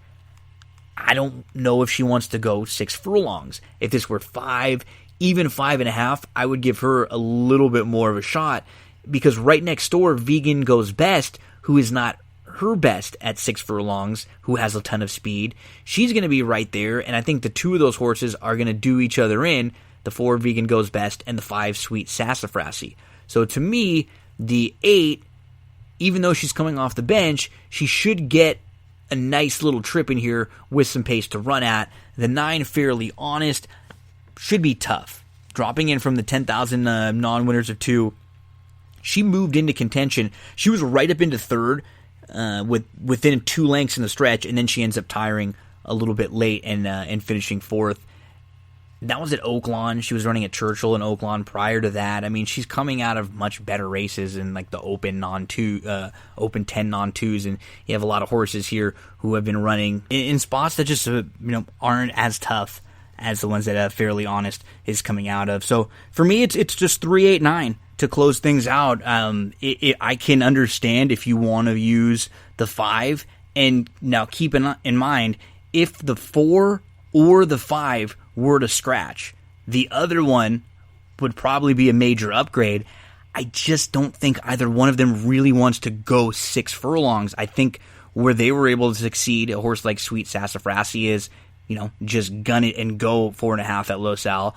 And where a horse like Vegan Goes Best was able to succeed, just being able to be in a situation where she was the lone speed, where she was able to gun it at Turfway on a synthetic track and just go gate to wire, and that probably is not going to be the case in here unless one of the 2 of them breaks slowly or they decide to take off the pace, and it just doesn't seem like either one of them will want to, sit and pass horses. So I think the 2 of them will set the race up for others in here, and those are the 3, 8, and the 9. So here are some approaches that I have on the tickets, right? So I think I'll play 1 ticket we'll go something like the 1, 3, 4, 5, 6, 8 with 1, 9, 11 with the 6, with the 2, 3, 4, 7 with the 3, 8, 9, something like that. Depending on how big you want to go, or you want to go bigger, I will play another one that would be something like a all with 1, 3, 8, 9, 11 with the 6, with the 2, 7 with the 3, 8, 9. I might play another ticket where I end up singling that 11 horse in the second leg. It would be something like 1, 3, 4, 6 with 11 with the 3, 4, 5, 6, 7, 9 with the 2, 3, 4, 7 with the 3, 8, 9. A couple different approaches there, and then maybe even one where I single the two of them. You play like all with 11, with 6, with 2, 3, 4, 7, with 3, 8, 9, and just make sure to use all the horses in the races around those two singles that you like. So really excited about this 10% takeout. Pick 5 at Canterbury. Horses to make sure to include: in the 4th race, the 4 Dad's a Gambler; in the 6th race, the 6 Ray's Angel; in the 7th, the 7 Fayette Warrior; and in the 8th race, the 3 Haley's Heist. Good luck on Wednesday over at Canterbury. We're going to get to Thursday from Churchill Downs in just one moment. Don't go anywhere. Just wanted to remind you about one of the sponsors of That's What G Said podcast, Sarah Candle Company. Visit sarahcandles.com, CERA candles.com. Use the promo code GINO for 10% off of your entire purchase. These are all natural soy wax candles. They burn longer. They are better for you than the candles out there that have that traditional paraffin wax. I know the people from this company personally. I've grown up with them my whole life. They love candles, and the goal was to have an affordable candle that everyone can enjoy. Use that promo code GINO. My favorite is Fresh Roses. The Fresh Roses scent is awesome. If you're a horse racing fan, they got Del Mar in there. You ever want to know what Del Mar smells like, but you couldn't make it out there? Order your candle right now from Sarah Candle Company. The website, CERAcandles.com. SarahCandles.com. Promo code GINO for 10% off your purchase. Get your past performances out for June the 11th, Churchill Downs for Thursday. Let's go through the Thursday card with some of the plays that we have. In race number 1, the number 7, Quest for Fire. I think they got to send hard in here. Drawn on the outside. This is a gelding who completely missed the break and never got into it in his most recent start. He is a lot faster than that. He has legitimate sprint speed. He might be the fastest in here. He's drawn well, though, so he can sit off if he has to. I just hope they send. He's going to go second off the short break. He should be ready for a big effort. That's the number 7, Quest for Fire. If we can get around 5-1 or so, we'll make a win wager on Quest for Fire in that opener on Thursday at Churchill. Let's go to race number 3. I think a horse that you might be able to single in some maybe your early exotics, or definitely a horse to make a win wager on. If we can get anything over like 5-2, that's the number 6, Addison. She hopped at the start, from the rail, and the horse next to her went down and stumbled onto her, went down to her nose, and then lost the jock. When that happens, the horses around you are always a little slow, and that's what happened with Addison being right next to a horse who went down, lost the jockey. It impacted Addison a little bit, who just took a bit to get going. She ends up inside. She's about 3 lengths off. She's tucked in. She wants to go, and she ends up moving right up onto the heels. She just has nowhere to go. She's waiting for room. She gets going. She angles around 4 wide. She's a strong second. She was a really clear, solid second that day, and she should get a great trip in here. I think she might have the opportunity to get first jump on a horse like Lemon Chill, who's going to be coming from way out of it. The 2 Elusive Ride, probably coming from way out of it. The 3 Sweet Carolina looks like the pace. I think she will take them as far as she can go. And, maybe Siesta Mardi and Addison sitting right behind could be a really good spot for Addison here in race number 3. At Churchill Downs. Could be an early exotic single and maybe a horse to make a wager on if we can get over 5-2. In the 5th race at Churchill, that'll be the next play, and I'm going to go to the number 7, Hard Bell, who I think is going to be able to stalk a lot better in this spot. She had a good start from the outside when we saw her on May the 24th, but then 4 other horses lined up inside of her all wanting to go for the lead. She tried to take back and come on again, but she just couldn't do that. It's not always the easiest move to make. That was against 40,000 claimers. She's going to drop in against 25 claimers. You're going to get the drop. You're going to get the slight cutback. The last time we saw her in this low on dirt against 25 claimers, she won. She should, be in a really nice spot here. That's the number 7. Hard Bell, slight cutback even. Gives her a little more fitness. I think Hard Bell sits a great trip from the outside here, the 7 in race number 5. We'll make a win wager if we can get anything around 7-2 feels about right. In race number 6 at Churchill Downs, I really like the 2. Please Call Me Back. I think if we can get around 3-1, that's a really fair price on him.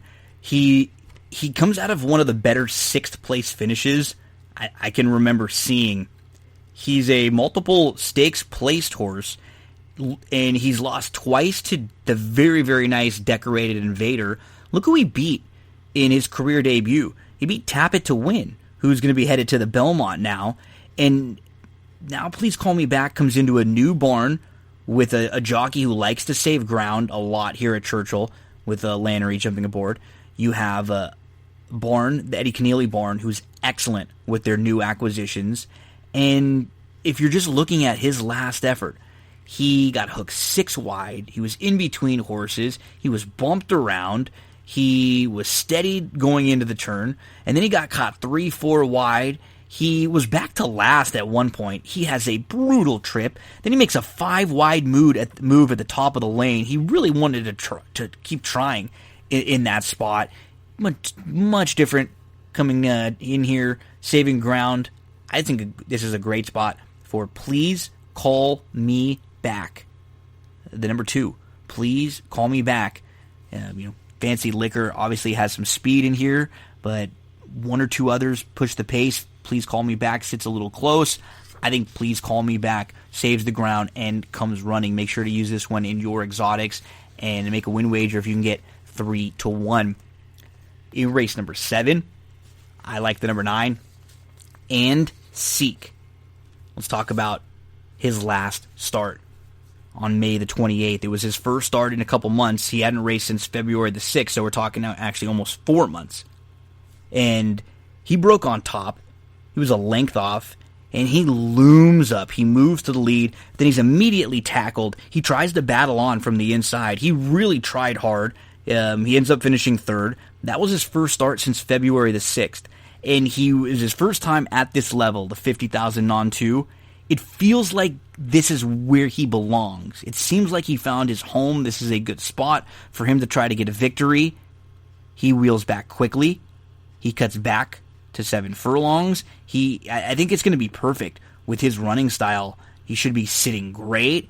And you'd imagine that Joe Talamo and Dale Romans are going to start to warm up a little bit. They've had a horrible start. I mean, how about Joe, his 1 for 73 with 7 seconds and 10 thirds after that awesome start he had when he went out to Oaklawn. He's really been struggling. And Dale Romans, too, struggling so far early on at the Churchill meet. So you'd have to imagine that they're going to get themselves into the winner's circle again real soon. And it might be with And Seek here in race number 7. If we can get 7-2, that'll be good for a play on And Seek. Race number 8, I think, is kind of a Captain Obvious race for me, at least. The 2 that I imagine to be really tough in here are Aurelia Garland, who feels like she's going to take a good step forward with the blinkers off. She needed that last race. She ran really well in that spot, and she was behind 4 Graces, who came back to win impressively. And then Seattle Slang, the 6, who had some trouble. She was a step slow. She settles inside. She's 9th, 10th. She's about 9 lengths off. She's waiting behind horses on the inside. Then she tries to move into a tight spot. She checks hard. She loses her momentum. She loses a couple lengths. She ends up coming on again, and she angles like 6-7 wide and in between horses at the top of the lane. It was a good third, even with all that trouble. I don't know if she's going to be quite as good and able to keep up with Aurelia Garland, who might be able to have a little tactical advantage on Seattle Slang. To me, those do look like the 2 horses, though. Just the 2 that'll probably take the bulk of the money in race number 8, the 1 and the 6. In race number 9, to close things out at Churchill, let's go to the 5, Rearrange, who is now going to be making her third start of the year off the very long layoff. Any small step forward wins this race. She was squeezed back early. She was about 10 lengths off. She was last on the inside. She makes a huge, wide, early move, 3 to 4 wide, all the way up to second to get within a length before she finally, she tires, and she holds on pretty well. She's only beaten, 3.5 lengths after a huge, wide move. With just a better timed ride, she's going to be right there. That's the 5, Rearrange. Make sure to use her in all of your exotics. Make a win wager if you can get like 7 to 2 on Rearrange. So that's Churchill for Thursday. We're now going to get into Belmont for Thursday. Get your past performances out for Thursday, June the 11th, Belmont. And we talk about Belmont with Barry Spears. We go race by race with Barry Spears. We talk about our selection, some of the horses to use, some to play against. Kick back and enjoy this Belmont Thursday conversation with Barry Spears. Very excited for a couple of first-time interviews on this episode of That's What G Said. A few minutes ago, it was Ryan Dickey, and now we're going to get into some more handicapping. With Ryan, we talked about the news, but with Barry Spears, we're going to talk about Belmont Thursday. We're going to try to make all of you some money out there, and Barry is someone that you've probably all seen on horse racing Twitter for years, really sharp handicapper, and someone that I've interacted with many times. Actually spoke with him on a show that I co-host a few weeks ago on the Mike Abadir show, and I said, man, we got to get you on That's What G Said sometime soon. So this felt like a great time to talk some middle of the week racing. We're going to talk some Belmont Thursday, but we're also going to welcome Barry in and hear a little bit about his backstory. Barry Spears, thank you for joining us, buddy. Hey, Gino, how's it going? Thank you for having me on. Really, really happy that you were able to carve out a few minutes for us. And let's get into a little background before we start with the Thursday handicapping at Belmont. So my question for everyone in racing generally is, how do you get into horse racing? Horse racing's not just like a lot of the other sports that you kind of just flip on, see, or maybe you're playing with your buddies when you're little. There's usually a story behind it or some way that you get into it. Yeah. Well, basically, I got into the game through my father and grandfather, more my grandfather. They used to live in Brooklyn, and we used to travel out to Belmont and Aqueduct just to see the races, and that's how I was introduced initially. Then, as I got a little older, we ended up going up to Saratoga. I took a seminar with my dad when I was 8 on how to read the racing form, and I haven't looked back since.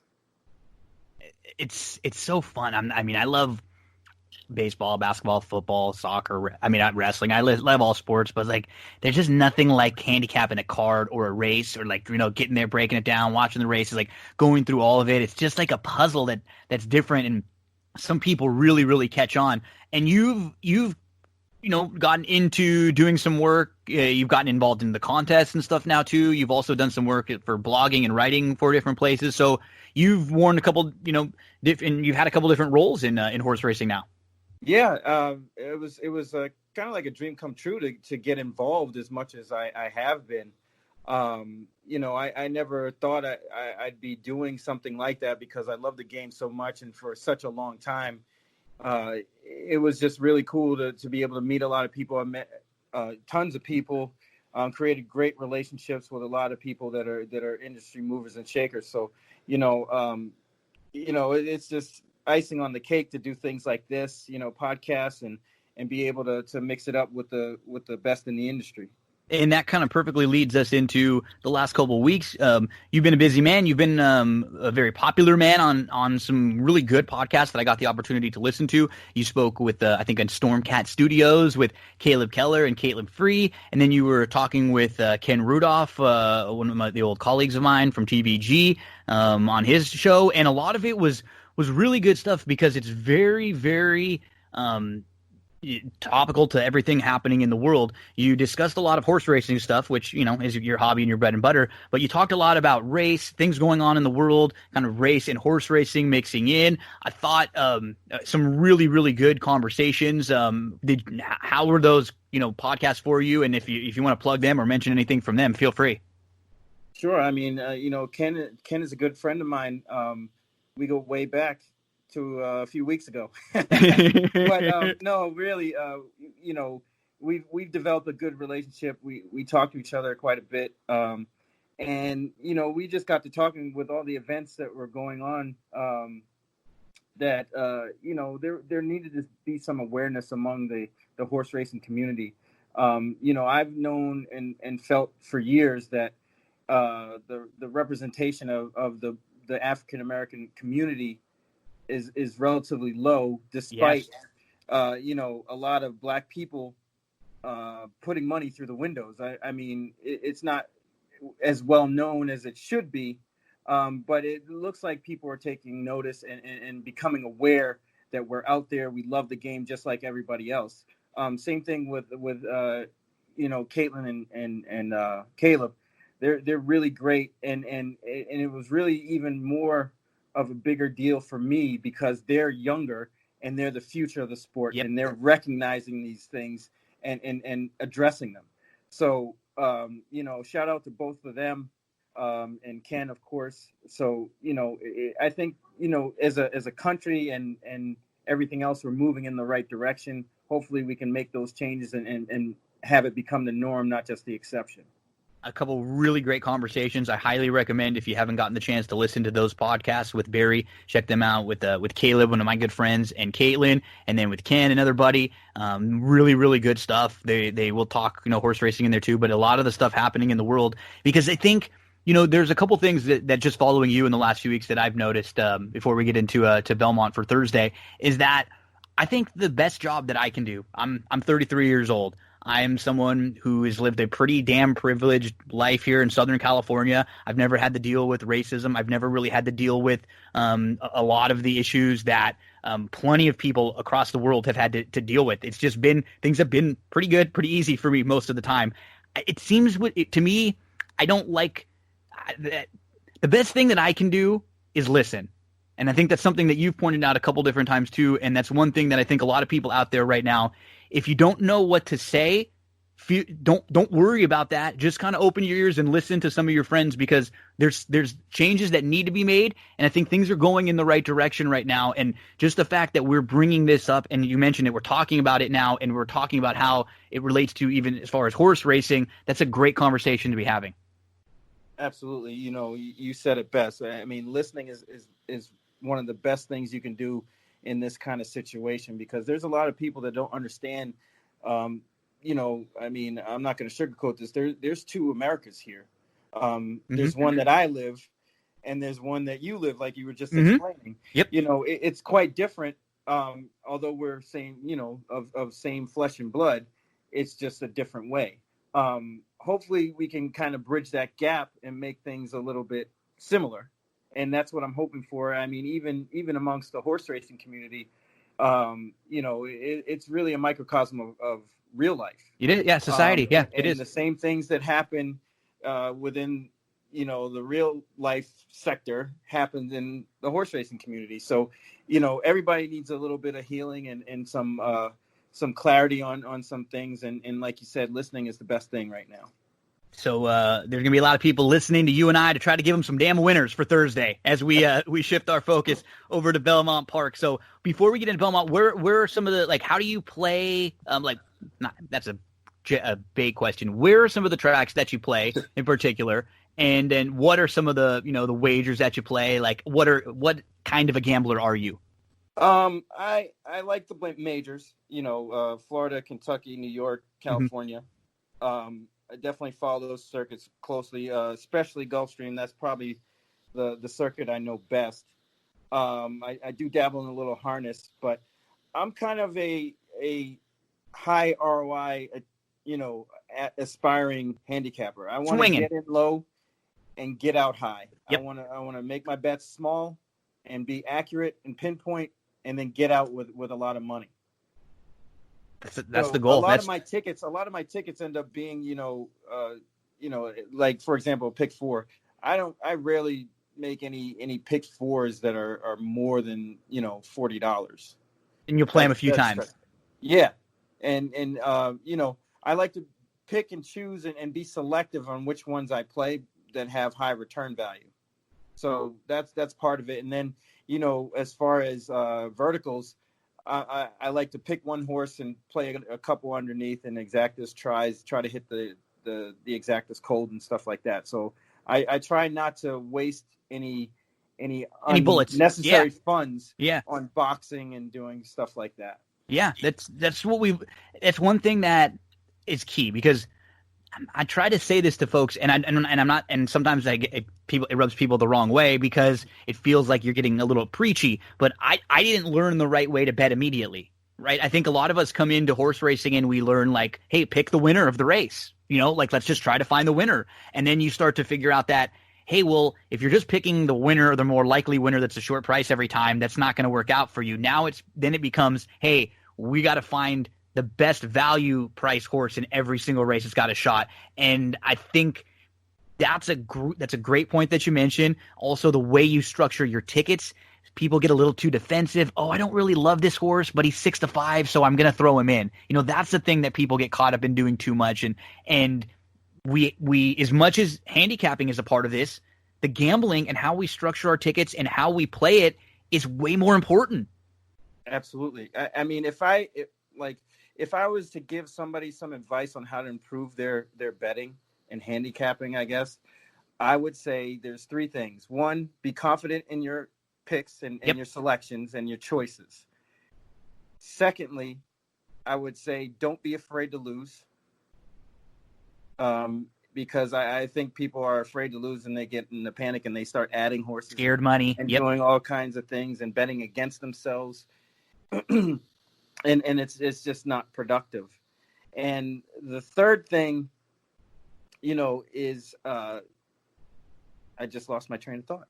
Well, but those are two good things. Yeah, no, yeah, and that's like you said, we just have to be really, really cognizant of the way we're betting. Like, if you like a 5-1 shot or an 8-1 shot or a 10-1 shot, and you use 4 other horses in the race, like you've just destroyed your value.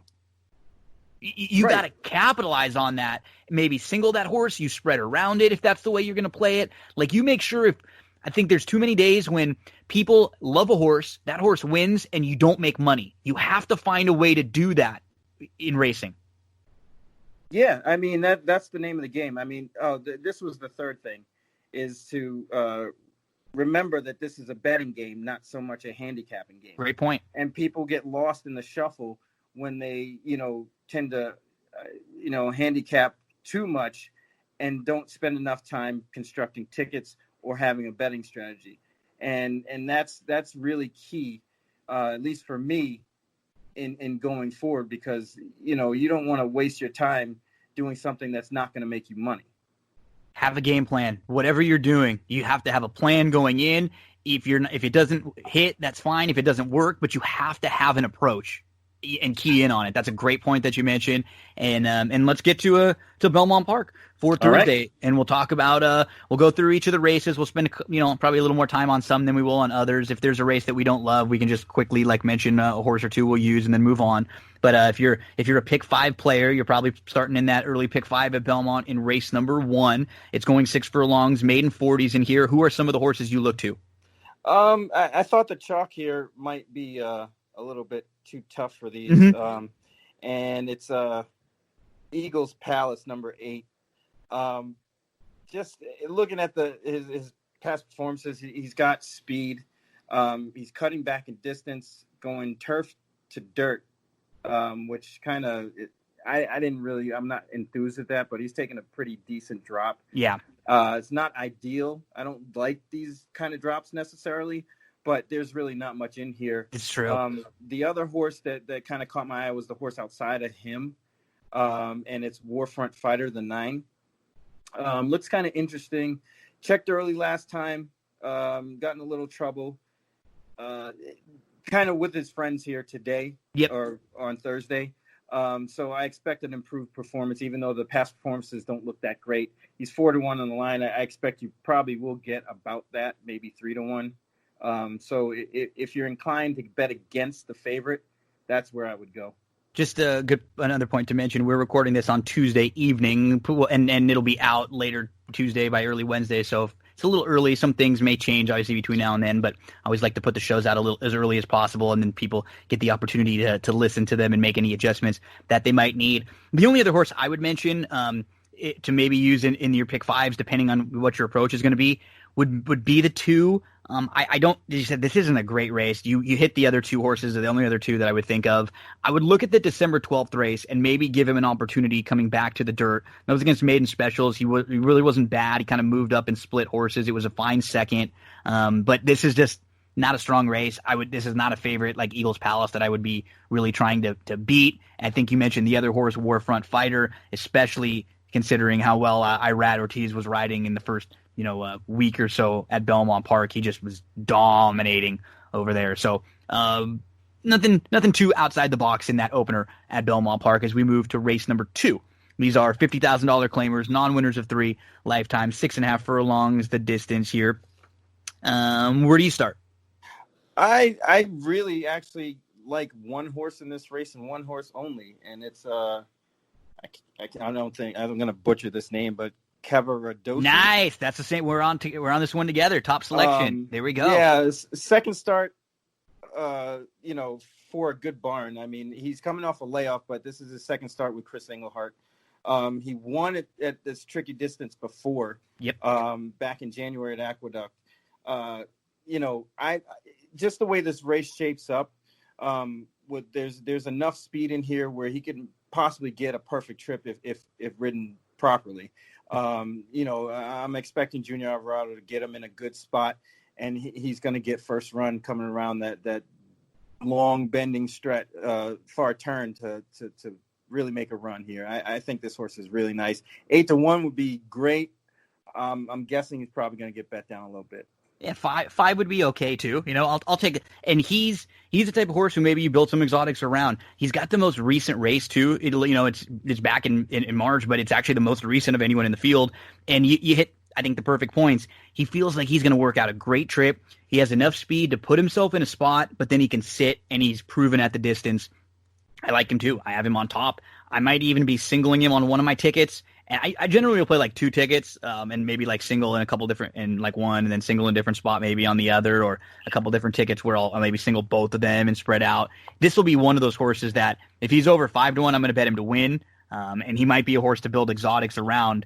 A couple others, just to mention for some of the folks that are playing, and these are other kind of obvious horses in here. The 4 Who's in Charge ran well last time out for the new connections, and I mean he could be tough right back. And then Blacktop Legend was a horse who I thought might be able to sit a trip. He faced a first level allowance company and found them a little bit too tough. But we're on the same one here, Barry. Early on. Hey, that's a good omen. I like it. Another one that actually caught my eye was the 8. That one may be able to get a decent trip off the claim. Yep, but cutting back to kind of sitting. Yeah, I can see that. Yeah, I like the cut back. That's really key to me. Especially at that tricky 6.5, 7. Like when they cut back from like a mile and the 16th to 6.5, 7, and they've shown a little bit of that tactical speed. You feel like they're going to just work out a great trip. Exactly.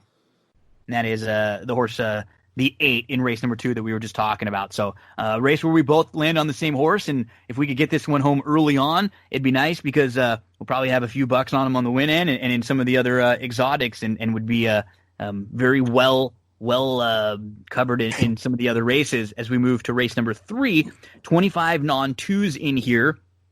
There's a horse toward the outside, the 7, who kind of fits what we were just talking about with a horse who has a little bit of that tactical speed, can cut back from a mile to 6.5 in here. He's a horse who's won at 7.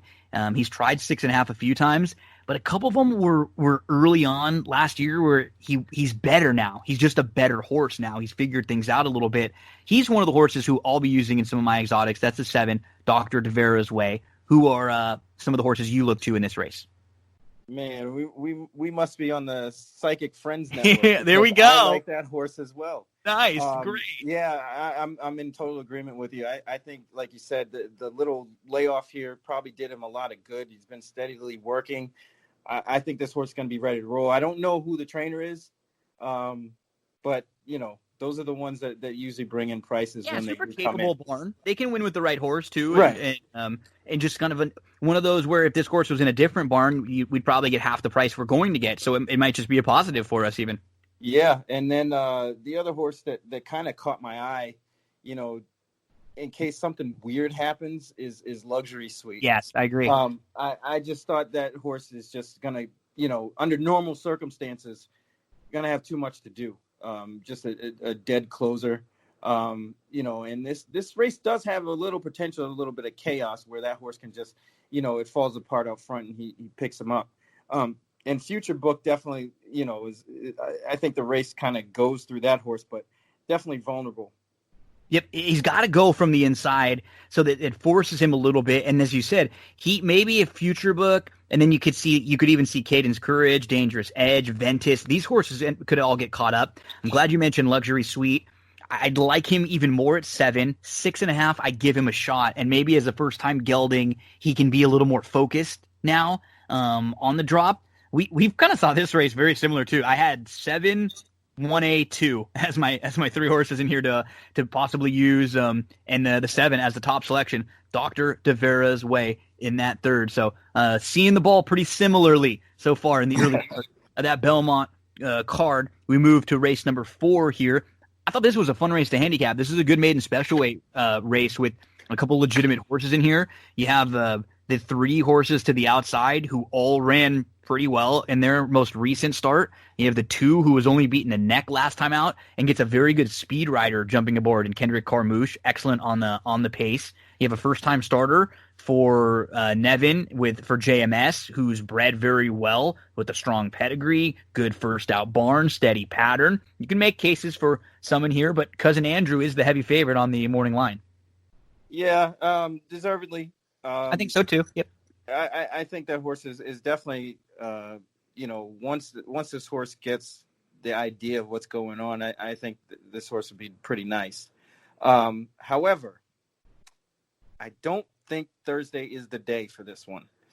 Seems like, you know, I don't know. I mean, I watched both those races that Cousin Andrew ran, and it seemed like he had every opportunity to go by and just didn't. And that's not a good sign. He had some trouble in like the early part, which kind of like I think fogs the fact that he still had the opportunity to go by.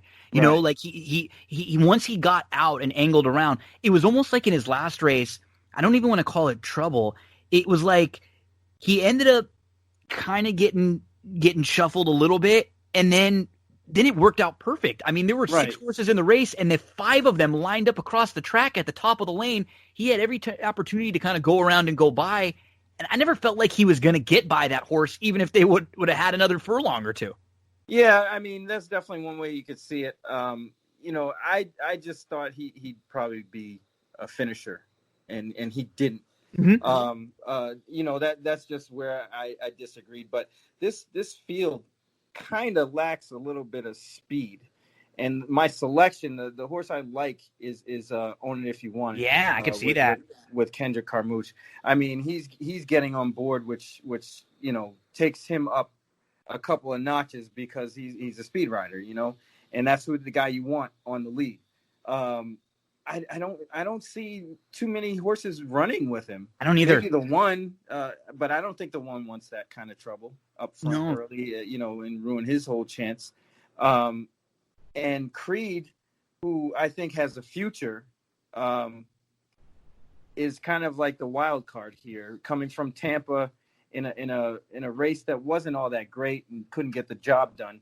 Now he's going back to, you know, to probably what is his home track, and could be one to reckon with here. I don't know what kind of price you're going to get on him, but if he's anywhere near his morning line, he may be the one. But I'm going to take a shot with Own It If You Want It. Yeah, I think you have a really good reason for using him. I'll be using him in a lot of my exotics. The other horse you mentioned is the horse who I'll probably build one ticket around Creed. I think this is going to be a spot where he really improves. He's got a strong pedigree to enjoy a route. If you look at the pedigree, he's just going to be better going longer. And he had a slow start. He moved in between horses. He made a big rally to split horses. and he waited for room. He angled around at the top of the lane, and then he got going again late. Watching him, I just felt like going longer is going to be better. I think the 2 and the 8 are horses. If you're trying to beat Cousin Andrew, they're very legitimate. I mean, the 6 Ashar, it was okay in his last. I mean, I don't really have too much against him. I think another one, if you're looking for a price, the first time starter, the 4 Uncle Moonlight, he looks like he's got a little bit of speed there, in a race that doesn't have speed, and maybe he breaks and is sitting right behind Own It If You Want It, or is at least close up in a race that doesn't have a ton of speed, and he could be interesting with a really strong pedigree, but I don't think it has to be Cousin Andrew in here. I love the horse that you mentioned as a horse to use in exotics. Creed, for me, I'm going to have slightly on top of the 2. I have 8 over the 2 in here, and then below, I kind of have them on a top tier, and then below them, the other 3 that I mentioned, depending on how you're going to play your tickets with the maybe the 4, 6, and 7. It's Creed and it's Own It If You Want It, I think, in a lot of spots for me. Yeah, me too. I do agree with you with Uncle Moonlight, the 4. Another one that could be any kind. I'm not so keen on playing horses first time out going a route.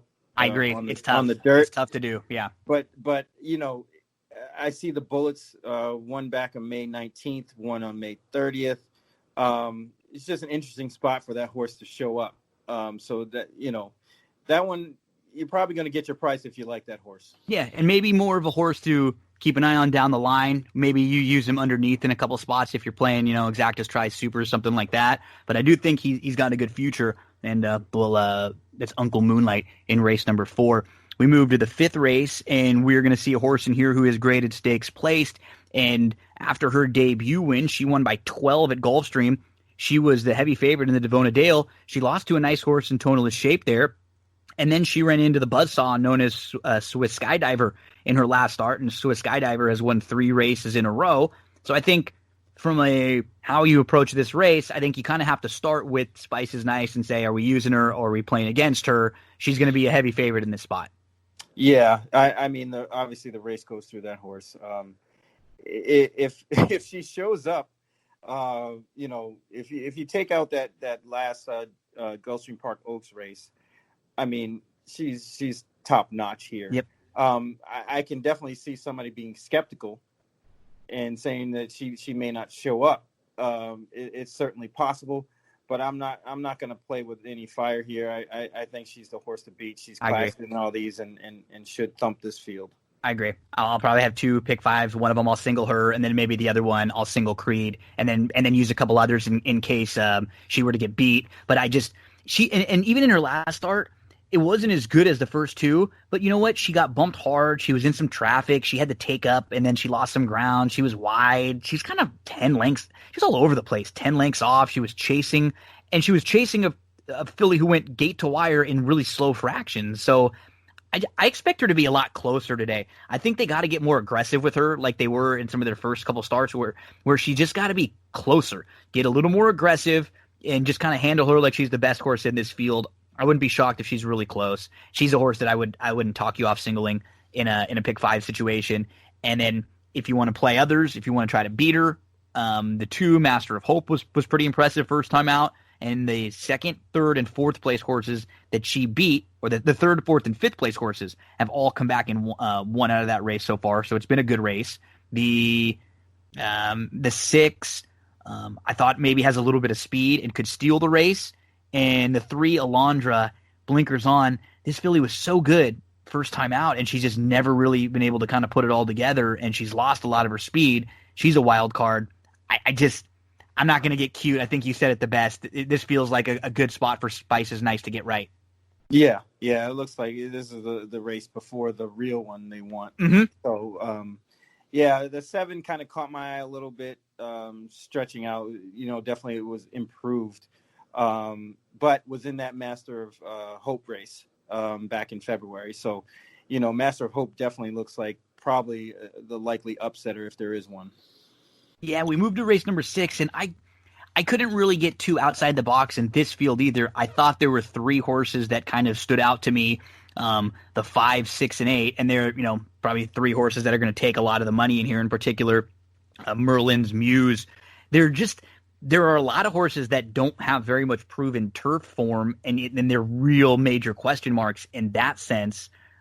Is this a race where you could find someone, or how did you feel? Yeah, I don't like Merlin's Muse at all. Good. I love that. I think that horse is just, what we say down here is a pack animal. Sure. Doesn't want to pass anybody. Like a plotter. Yeah. Right. Yep. Just doesn't want to pass. And I just think that horse at 6-5 is a not bad favorite that I would never bet. He could definitely win. She could definitely win easily, but I just wouldn't want to bet a horse like that. No. Yeah, not that price and not that kind of horse anyway. I did like Wings of Fury a lot here. I think that horse is just a speedball, and the way the cut back in distance is something I really like, and I think the time off may have done her good. So I'm expecting Dylan Davis to be real aggressive, get her up front, and see what he can do. And there's another horse, I think it was the 4, Tapan Z. And I'm kind of thinking that Wings of Fury doesn't need the lead. I mean, she can sit a little cutting back from the mile. Yeah, I think you're right. Right. And then that race at Fairgrounds the last time, she was pretty wide all the way around and didn't get an ideal trip. I think she's going to fire here. Yeah, Tappan Z's quick. Yeah, maybe a horse who can kind of get in front, and maybe they run 1-2, all the way around. Or Wings of Fury, as you mentioned, Wings of Fury just kind of sits in a perfect spot behind. That would be the horse for me, because I agree with you in all the sense with Merlin's Muse. Like, I have those 5, 6, and 8 as I had the 3 horses, and so from a betting perspective, I would never be playing Merlin's Muse. I don't like singling chalky horses like that in the pick 5 unless I absolutely love them and have to, like we kind of felt like in the first early pick 5. This would not be the case. I would much rather play against, with what you said, maybe a single of Wings of Fury, or maybe you use a couple horses in here. A Cape Cod Diva is another one who I think could kind of fall into a really, really nice spot in here with some of those turf races a little bit sneaky. So I'm fine with playing against Merlin's Muse, even though she could absolutely win this race. It's just, was she going to be 4-5, 3-5 in here? Yeah, most likely. I mean, New York, they crush favorites. So I think people are going to jump on that train. Hopefully they do. Yeah. I mean, that's what I'm hoping for. So, anybody else that likes any other horse in this race might get a decent price. Yeah, you might be getting a better value on all of them. As we move to the 7th race, which is at start of that late pick 4, we have a first level allowance for New York breds. These are 3-year-olds and upwards, and that's some of these horses who might be facing some older for the first time, might not be in the easiest of spots. There's a horse in here who I guess we have to start with from just at least discussing the race standpoint. That was a $2 million purchase, and that is Chestertown. He didn't run well in the Louisiana Derby. Prior to that, he was good, and he's actually a $2 million New York bred. So now he's going to come back into the New York bred ranks. That's, where we saw him actually cross the wire first and break his maiden. He's a horse who I don't love, but this is a pretty good spot for him against New York breds. Yeah, it's definitely a class drop coming from the Louisiana Derby to a allowance non-winners of 1 state breds at Belmont. But it's just odd that horse's career up to this point. How they started him at 6. He didn't have a great trip that day, and it was in state bred company. You figure a horse like that, it was, almost even money, would get the job done despite any kind of trouble in a 5-horse race, and didn't get the job done. He broke his maiden the next time out a month later. And he's gotten himself into trouble a couple times. Right. He's just, I know. Seems to find trouble every race. And I don't love him. No, I don't love him. I don't. I mean, you got to use him defensively, I suppose. But the horse that stuck out to me was Danny California. Completely agree. We're on the same one here too. Yeah, I mean, he's back with his friends today. On Thursday, he's going to be back where he fits. His running style is definitely suited for this trip, and he's second off the layoff for a barn that is pretty good on that front. The other horse that kind of caught my attention was the 2, Kid Dioro. Same one for me. Yeah. I mean, on the stretch out, he could be any kind. I mean, he's bred to run all day. And he's shown a lot of speed, which this field isn't really all that speedy. I mean, the one Super Ego has some speed, but disregarding that horse completely, it might be a mistake. But I'm willing to gamble and take my chances on that. But definitely Kid Dioro, maybe in the right spot at the right time to get first run. I just think Danny California may be a better finisher. Yeah, those were the 3 horses that I have, 2, 3, and 4, and depending on how we play and what do we do with Chestertown. But Kid Dioro looks like if anybody's going to be able to steal this race, I think it's Kid Dioro stretching out. Now we take some note with the fact that this is a horse that's leaving the Service barn, but we've seen some of these horses that leave Jason Service's barn and Navarro's barn actually run fine. So I think we take it in a case-to-case basis. In this case, this horse could get a pretty easy lead if he's sent. I think he's a lot quicker than the horse inside of him. So, yeah, I mean, he could be tough, but my top selection is Danny California. There's a multiple winner who's been facing Open Company and facing a lot better. And now you drop, you come back, and the fact that Rosario keeps the faith after they had a slow start last time out, he's been aboard and been up for one of the wins. I think he knows this guy, and I just don't see him being that far out of it, way at the back of the pack like he was last time out. I think he's going to be in a really good spot here. So seems like full 2, 3, 4. Full disclosure, I bet Danny California back at Churchill in his last start, and I thought he just never got himself a chance. Mm-hmm. He was kind of bothered. It wasn't really it was a strange way he started, and he just gave himself way too much to do. So I'm gonna go back with him. If he doesn't get it done this time, we're breaking up. We'll get up. Yeah, well then we'll break up with Danny California. No more Red Hot Chili Peppers for us after that one.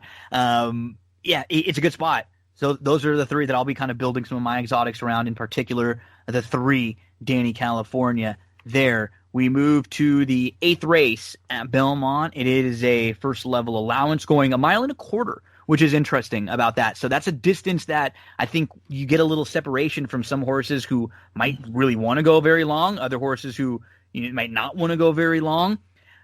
Let's start with Value Engineering, who's a Chad Brown horse who has been your favorite in all 4 of his starts. He's only won 1 of them, so he's burned money in 3 of those starts.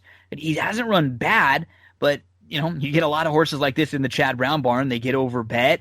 Do you stand with him or do you stand against Value Engineering?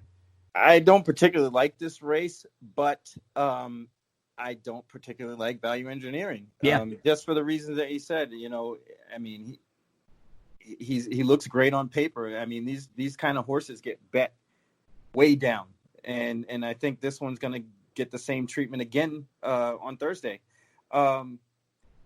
It was tough, and I think in a race like this where you don't like the horse that probably will be the all out chalk. The horse on the rail, Tankerville, kind of caught my attention. Probably will improve getting Lasix for the first time, coming from Tipperary in Ireland. He could be any kind, Yep. And out of Kitten's Joy, those horses run. I mean, 8-1 on the line seems like a little bit high to me, just because of the competition. I don't think Value Engineering is a lock by any means. And the other horse that kind of caught my attention too was Mr. Alec. A little bit of speed could go a long way in a race like this if if everybody falls asleep at the wheel. Definitely worth a look. I much prefer him to Value Engineering, Mr. Alec. I much prefer him. I just think he's got a little more versatility to him. You'll probably get a little bit more value in here with him. He can sit, but you mentioned he has a little bit of speed if nobody goes. I'm against Value Engineering. I'll probably play against him in this spot, and I'll use, this will be a little bit of a spread out race where I give No Word. I'm a little worried because he's, facing older. He's a 3-year-old, but he ran well, and he might get the type of trip to just sit in a really good spot and kind of grind around. I think that some tickets you could throw Kumar in, man. He looks like he's the one to catch. So maybe we go with Harold and Kumar to White Castle here and try to blow up the tote board with this one. Smoke him if you got him, and then the Tide of the Sea, who now comes into the Mike Maker barn. He's so good when he takes over horses like this going long on the grass. But I just felt like this was maybe one of the races to spread out against a vulnerable favorite. Absolutely. And one more thing about Tankerville is a horse like that in a race like this, if you don't include him in your horizontal wagers, it's like, you feel bad because you're like, oh, I should have known. And some of these times he'll open up and to keep off a ticket. If he opens up live on the board and you don't have him, you know what I mean? You get that pit feeling in your stomach like, this horse is live. Yeah. That's why I think he's going to take money. Yep. It's a good spot, too, for him to take a swing. There's no monsters in this field at all. This looks like a group of allowance-type horses that are all kind of where they belong. So if he comes and he's got just a little bit more ability, he could absolutely steal this race. That's Tankerville in race number 8. We then move to a stakes race, and this is in this new era of racing where all of these big stakes races got canceled and rescheduled all over. We get a race like this where we've got the Belmont winner from 2019, Sir Winston, running on a Thursday in the flat out here, $80,000 stakes race. He likes going long. I mean, we will all know him from the Belmont. Do you start with him in this race? Do you play against him because, people know him as the Belmont winner? Maybe he gets over bet. Where do you stand? Yeah, I mean, he's definitely the class of the race. He's proven his last at Aqueduct was very impressive to me. I mean, not that he was beating a whole lot, but that's a good comeback race for a horse like this. I'm not too keen on betting closers at any time in any race, but he seems to just outclass this field. He does. Now, if I had another horse to go to besides Sir Winston, it would be number 6, Expert. Another one that has speed, could go to the lead, can sit second, has tactical speed. I think this horse, class-wise, isn't the same in the same area code as Sir Winston, but race dynamics, pace could end up falling in his favor, and he could run well here. He got good last year in the New York tracks too. He got really good. He put a really nice string of races together. I agree with you. I don't think Sir Winston is one of those favorites worth trying to beat. We found a few of them on the card. I don't think Sir Winston is one of them. He does seem like he's just so much better than this group. There's one horse that I followed for a while that he's got some ability. This just might be a tough spot for him, and it's Moretti. He's just a real grinder. He can just grind and grind and grind and grind and grind. He's not flashy. He's definitely going to need to step up and improve. But if Sir Winston doesn't run his A game, then the rest of the field kind of looks. The rest of the field isn't much. They're they're the same, exactly. They look very similar. You have Adventist, who was actually third way back in the Wood Memorial, and he has no issue running long, but he's kind of more like a measuring stick type horse in this race. I would prefer a horse with some upside. So if I'm trying to beat Sir Winston, or not even trying to beat, but maybe looking for some other horses to include with him in rolling exotics, or one or two others in your late pick 4s or 5s, I might throw in Moretti, maybe an Expert for Barry. But I think we both agree that in a card where we can try to beat some favorites, this isn't one that I would go all in with both hands trying to beat. Exactly. And let's move to race number 10 to close things out. This was one of the races that I didn't have as strong of an opinion, so I'll probably end up spreading out a little bit in here. You just don't have horses that have good turf form whatsoever, so you're taking a lot of shots in here with who you're playing. Well, I'm definitely taking a shot. I landed on Central Capital, number 10. Nice. I trust Leah Giamatti with her grass horses. She's very good.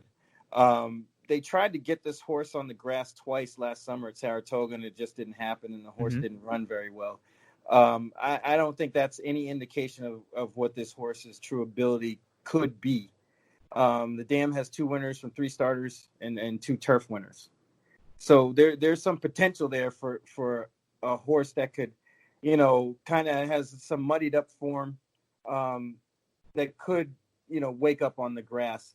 So at 12-1 on the line, this could be the bailout if everything else falls apart early in the day. The other horse that kind of caught my attention too was number 2, Mopolka.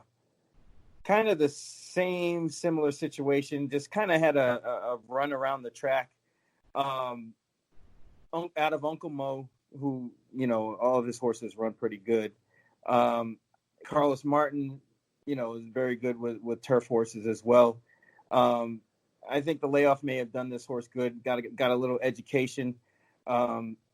So, I'm willing to take a shot. I think the price at 6-1 on the line is a little bit low, but I think the connections may have something to do with that. But, between those two horses, this is where I'm going. I don't like the favorite at all. Yeah, I think Central Capital is one you have to use on all tickets. I'm not willing to give up on Mopolka yet quite either this early on.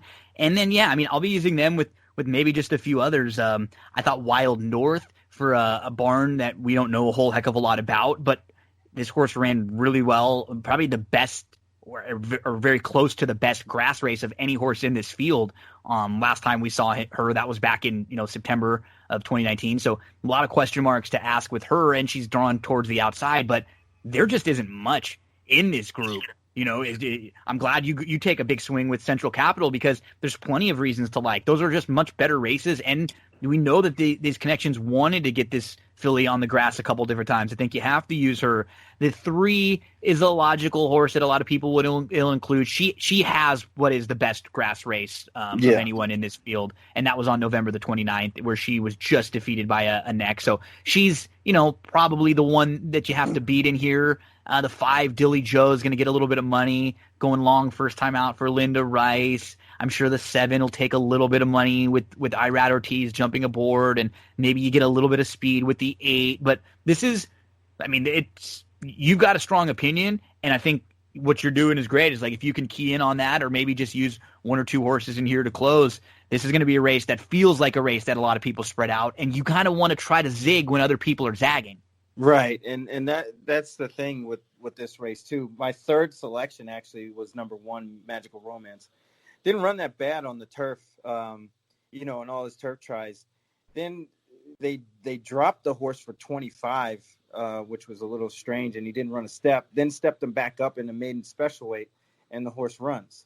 I don't know, it could be any kind, and this is the kind of race where a horse like that could win. Sure, from the inside, absolutely. Like, wouldn't have to do much to just kind of get out and sit in a good spot and maybe just save all the ground. And then, you're expecting horses from the back to come, and this horse just kind of flops right into it, falls right into it. 7-year-old mare who, it's this kind of race. She wouldn't be a huge shock, which is always a really tough way to end a card. But as gamblers and handicappers, I'd rather have it be hard like this than easy with chalk. Right? Exactly. Like I'd rather have to take our chances with the horses that we can maybe project and assume will improve than, this is 3-5 in here. I prefer this every day of the week. Yeah. I definitely am anti-chalk whenever possible. Barry, this was awesome, man. I really appreciate it. I'd love if we could start to do this a little more often. Even we can pick, you said Gulfstream is one, or some of the big days on the weekends we can come in and talk some of the stakes races. I love being able to go through a full card like this, spend a few minutes on each of the races, and really enjoyed the conversation. Love the setup and kind of getting introduced to you in the first few minutes of the show. And give us a little plug for everybody out there listening. Where can we follow you online, social media, and follow along? Yeah, my Twitter account is where you can find me most of the time. It's at Urban Handicapper, URBN Handicapper. That's where I'm at. But yeah, Gino, it's been great. I'm honored that you invited me on, and hopefully we connect with some of these winners, especially the one in the 10th.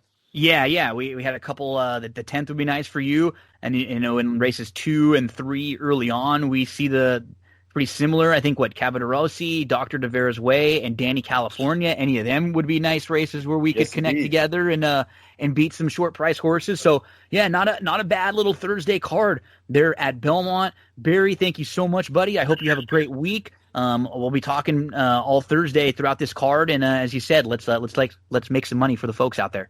All right, man. Thank you so much for having me again.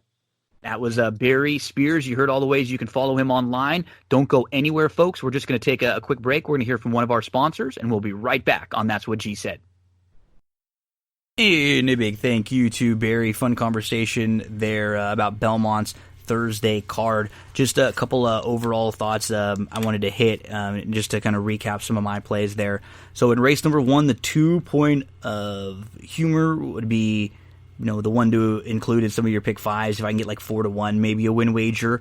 In the second race, Cavadarossi, top selection at 5-1. We'll make our value line. Third race, the number 7, Dr. De Vera's Way, 4-1. In the fourth, the number 8, Creed. We'll make an exotic single in the top selection. In the seventh, the 3, Danny California. And in the ninth, the 3, Moretti. So play some early pick fives. In the first race, 2-8-9 with 4-5-7 with 1-2-7. Single the 8 Creed with 2-3-5-6. And then play another one where we single with the chalk in race number 5. This will be 2-8 with 4-5-7 with 1-2-7 with all with 5. Those are your early pick fives there. And then maybe a late pick 4, we'd play 3-4 with 2-7-8-10 with 3-4-9 with 3-5-7-8-10-12.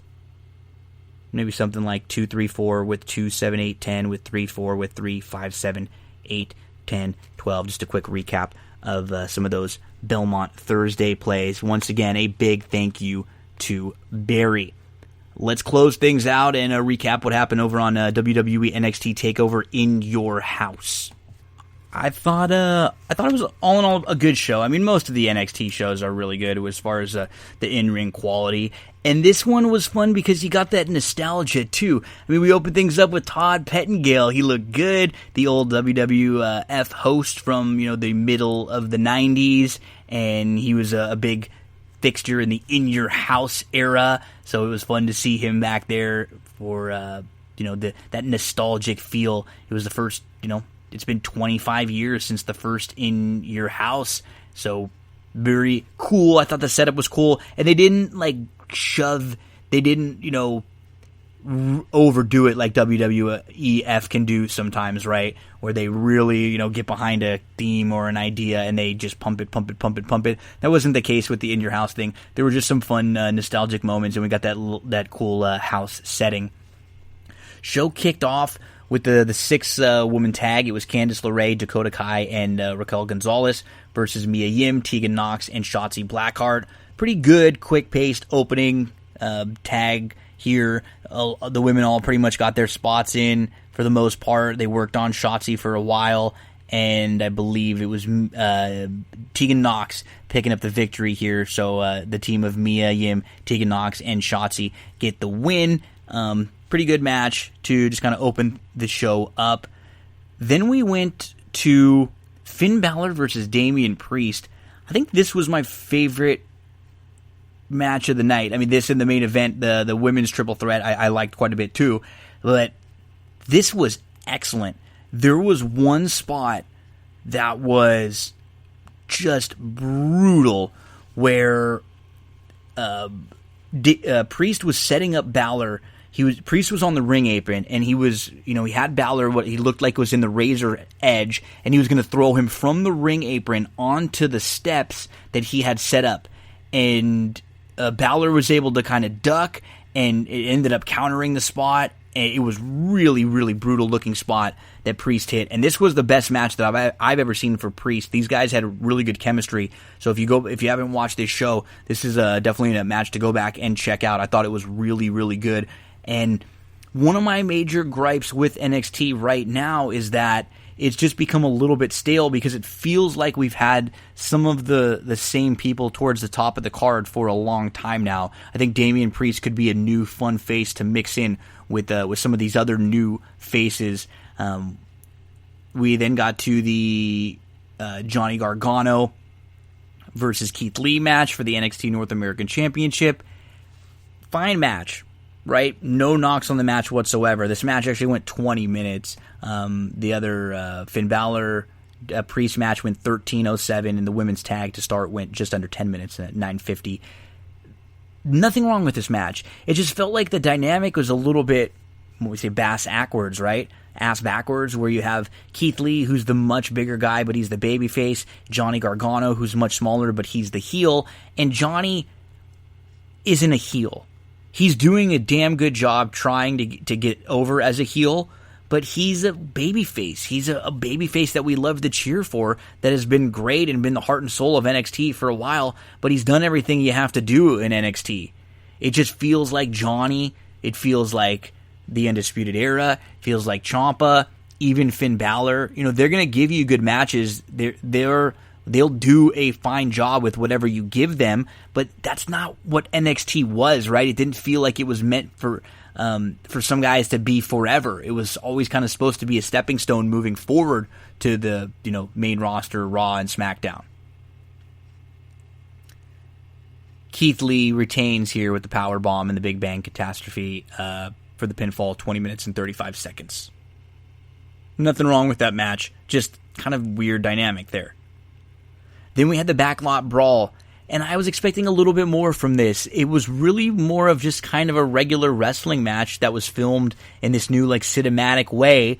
Again, nothing bad with this. Our expectations are really high because I loved with what they did with the matches at Mania, with The Undertaker, and then with the Firefly Funhouse. I liked what they did with Money in the Bank, even though some others didn't. This was my least favorite of the matches that we've seen taped like this before. And I think, again, this felt like the time for Cole to lose. He doesn't end up losing. He wins. Now Velveteen Dream can't get a shot for the title against Cole. Does that mean Velveteen Dream is on his way to the main roster? He doesn't really feel like he's got the same kind of buzz that he did 6 months to a year ago.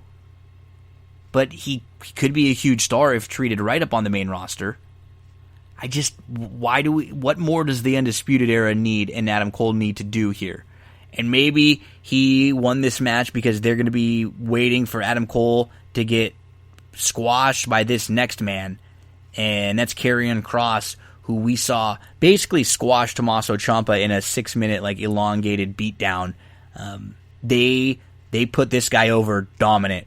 And they told you he's going to be a force to be reckoned with. I think you have to do something similar and have him just squash Adam Cole, then send Adam Cole up to the main roster, or the Undisputed Era up to the main roster, or have Adam Cole take a little time, off, because he's felt like he's just kind of been Weasley. And I love Cole. He's got great matches. He's a great performer, but things feel a little stale. And maybe someone like Karrion Kross coming in, the way they've treated him, you could tell they have big plans for him and they think very, very highly of him.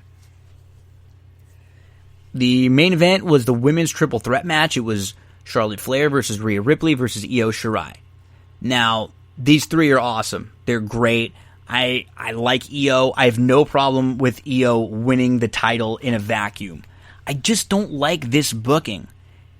When Charlotte won the NXT Women's Championship, it seemed like they were telling a story that was based around Rhea. That Rhea was going to lose to Charlotte and then, get her comeuppance, we would assume, 6 months or a year down the line, win the title back. In this case, Charlotte beats Rhea. Rhea is then in this triple threat match.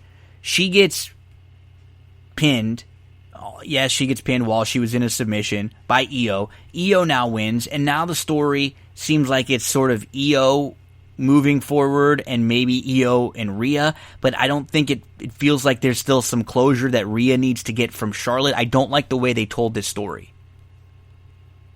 I think that the better way of telling this story would have been having Charlotte win this and lose the title in one-on-one situations. Charlotte not getting pinned, I don't think does anything for you here. Maybe it leaves something open down the line, but the point of having Charlotte win the NXT Women's Championship and be the NXT Women's Champ is to give the rub to someone else at the end of it, is to be able to get some of these women a little more over. And they're great in the ring, but I think being in programs with Charlotte helped elevate Io a little bit. It just didn't do a whole lot for Rhea because of how they've handled it. It just seems like they've shifted from the woman that they wanted to focus on being Rhea to being Io. And your new women's champion, Io Shirai. This match went 17 minutes and 35 seconds, and it was a pretty cool finish where Charlotte had Ripley in the figure 8 submission, and then while it was locked in, Io went up to the top rope and she hit a moonsault and she pinned Rhea, and Charlotte, they were stuck in the figure 8. There was nothing Rhea or Charlotte could do. Good finish, great match. I thought it was a good main event. I just thought it was all a little bit weird with how they've had the last few months. And I'll give them all the mulligan right now, because maybe a lot of these plans and booking and things with, everything happening in the pandemic changed. Some of these wrestlers weren't available sometimes to, weekly shows to help build storylines or to get things over. Some people lost some of their momentum, but I just don't like the way they've handled Rhea. This one bothers me because I think Rhea is someone that could be the next face of a women's division. I think Io could be too. It just felt like these were two different stories being told. I'm conflicted about the way they got there. But good match from the women, and we will, on the next episode of That's What G Said, be previewing WWE Backlash. Going to be coming up this weekend, so we'll preview that show on the next episode of That's What G Said, along with Alex Regla joining us to talk NBA and recapping All Elite Wrestling Dynamite show. We're going to be talking about WCW Halloween Havoc with Andrew Champagne and Darren Zocali from 1998. We're going to go back to WCW for the first time in one of our old wrestling rewatches.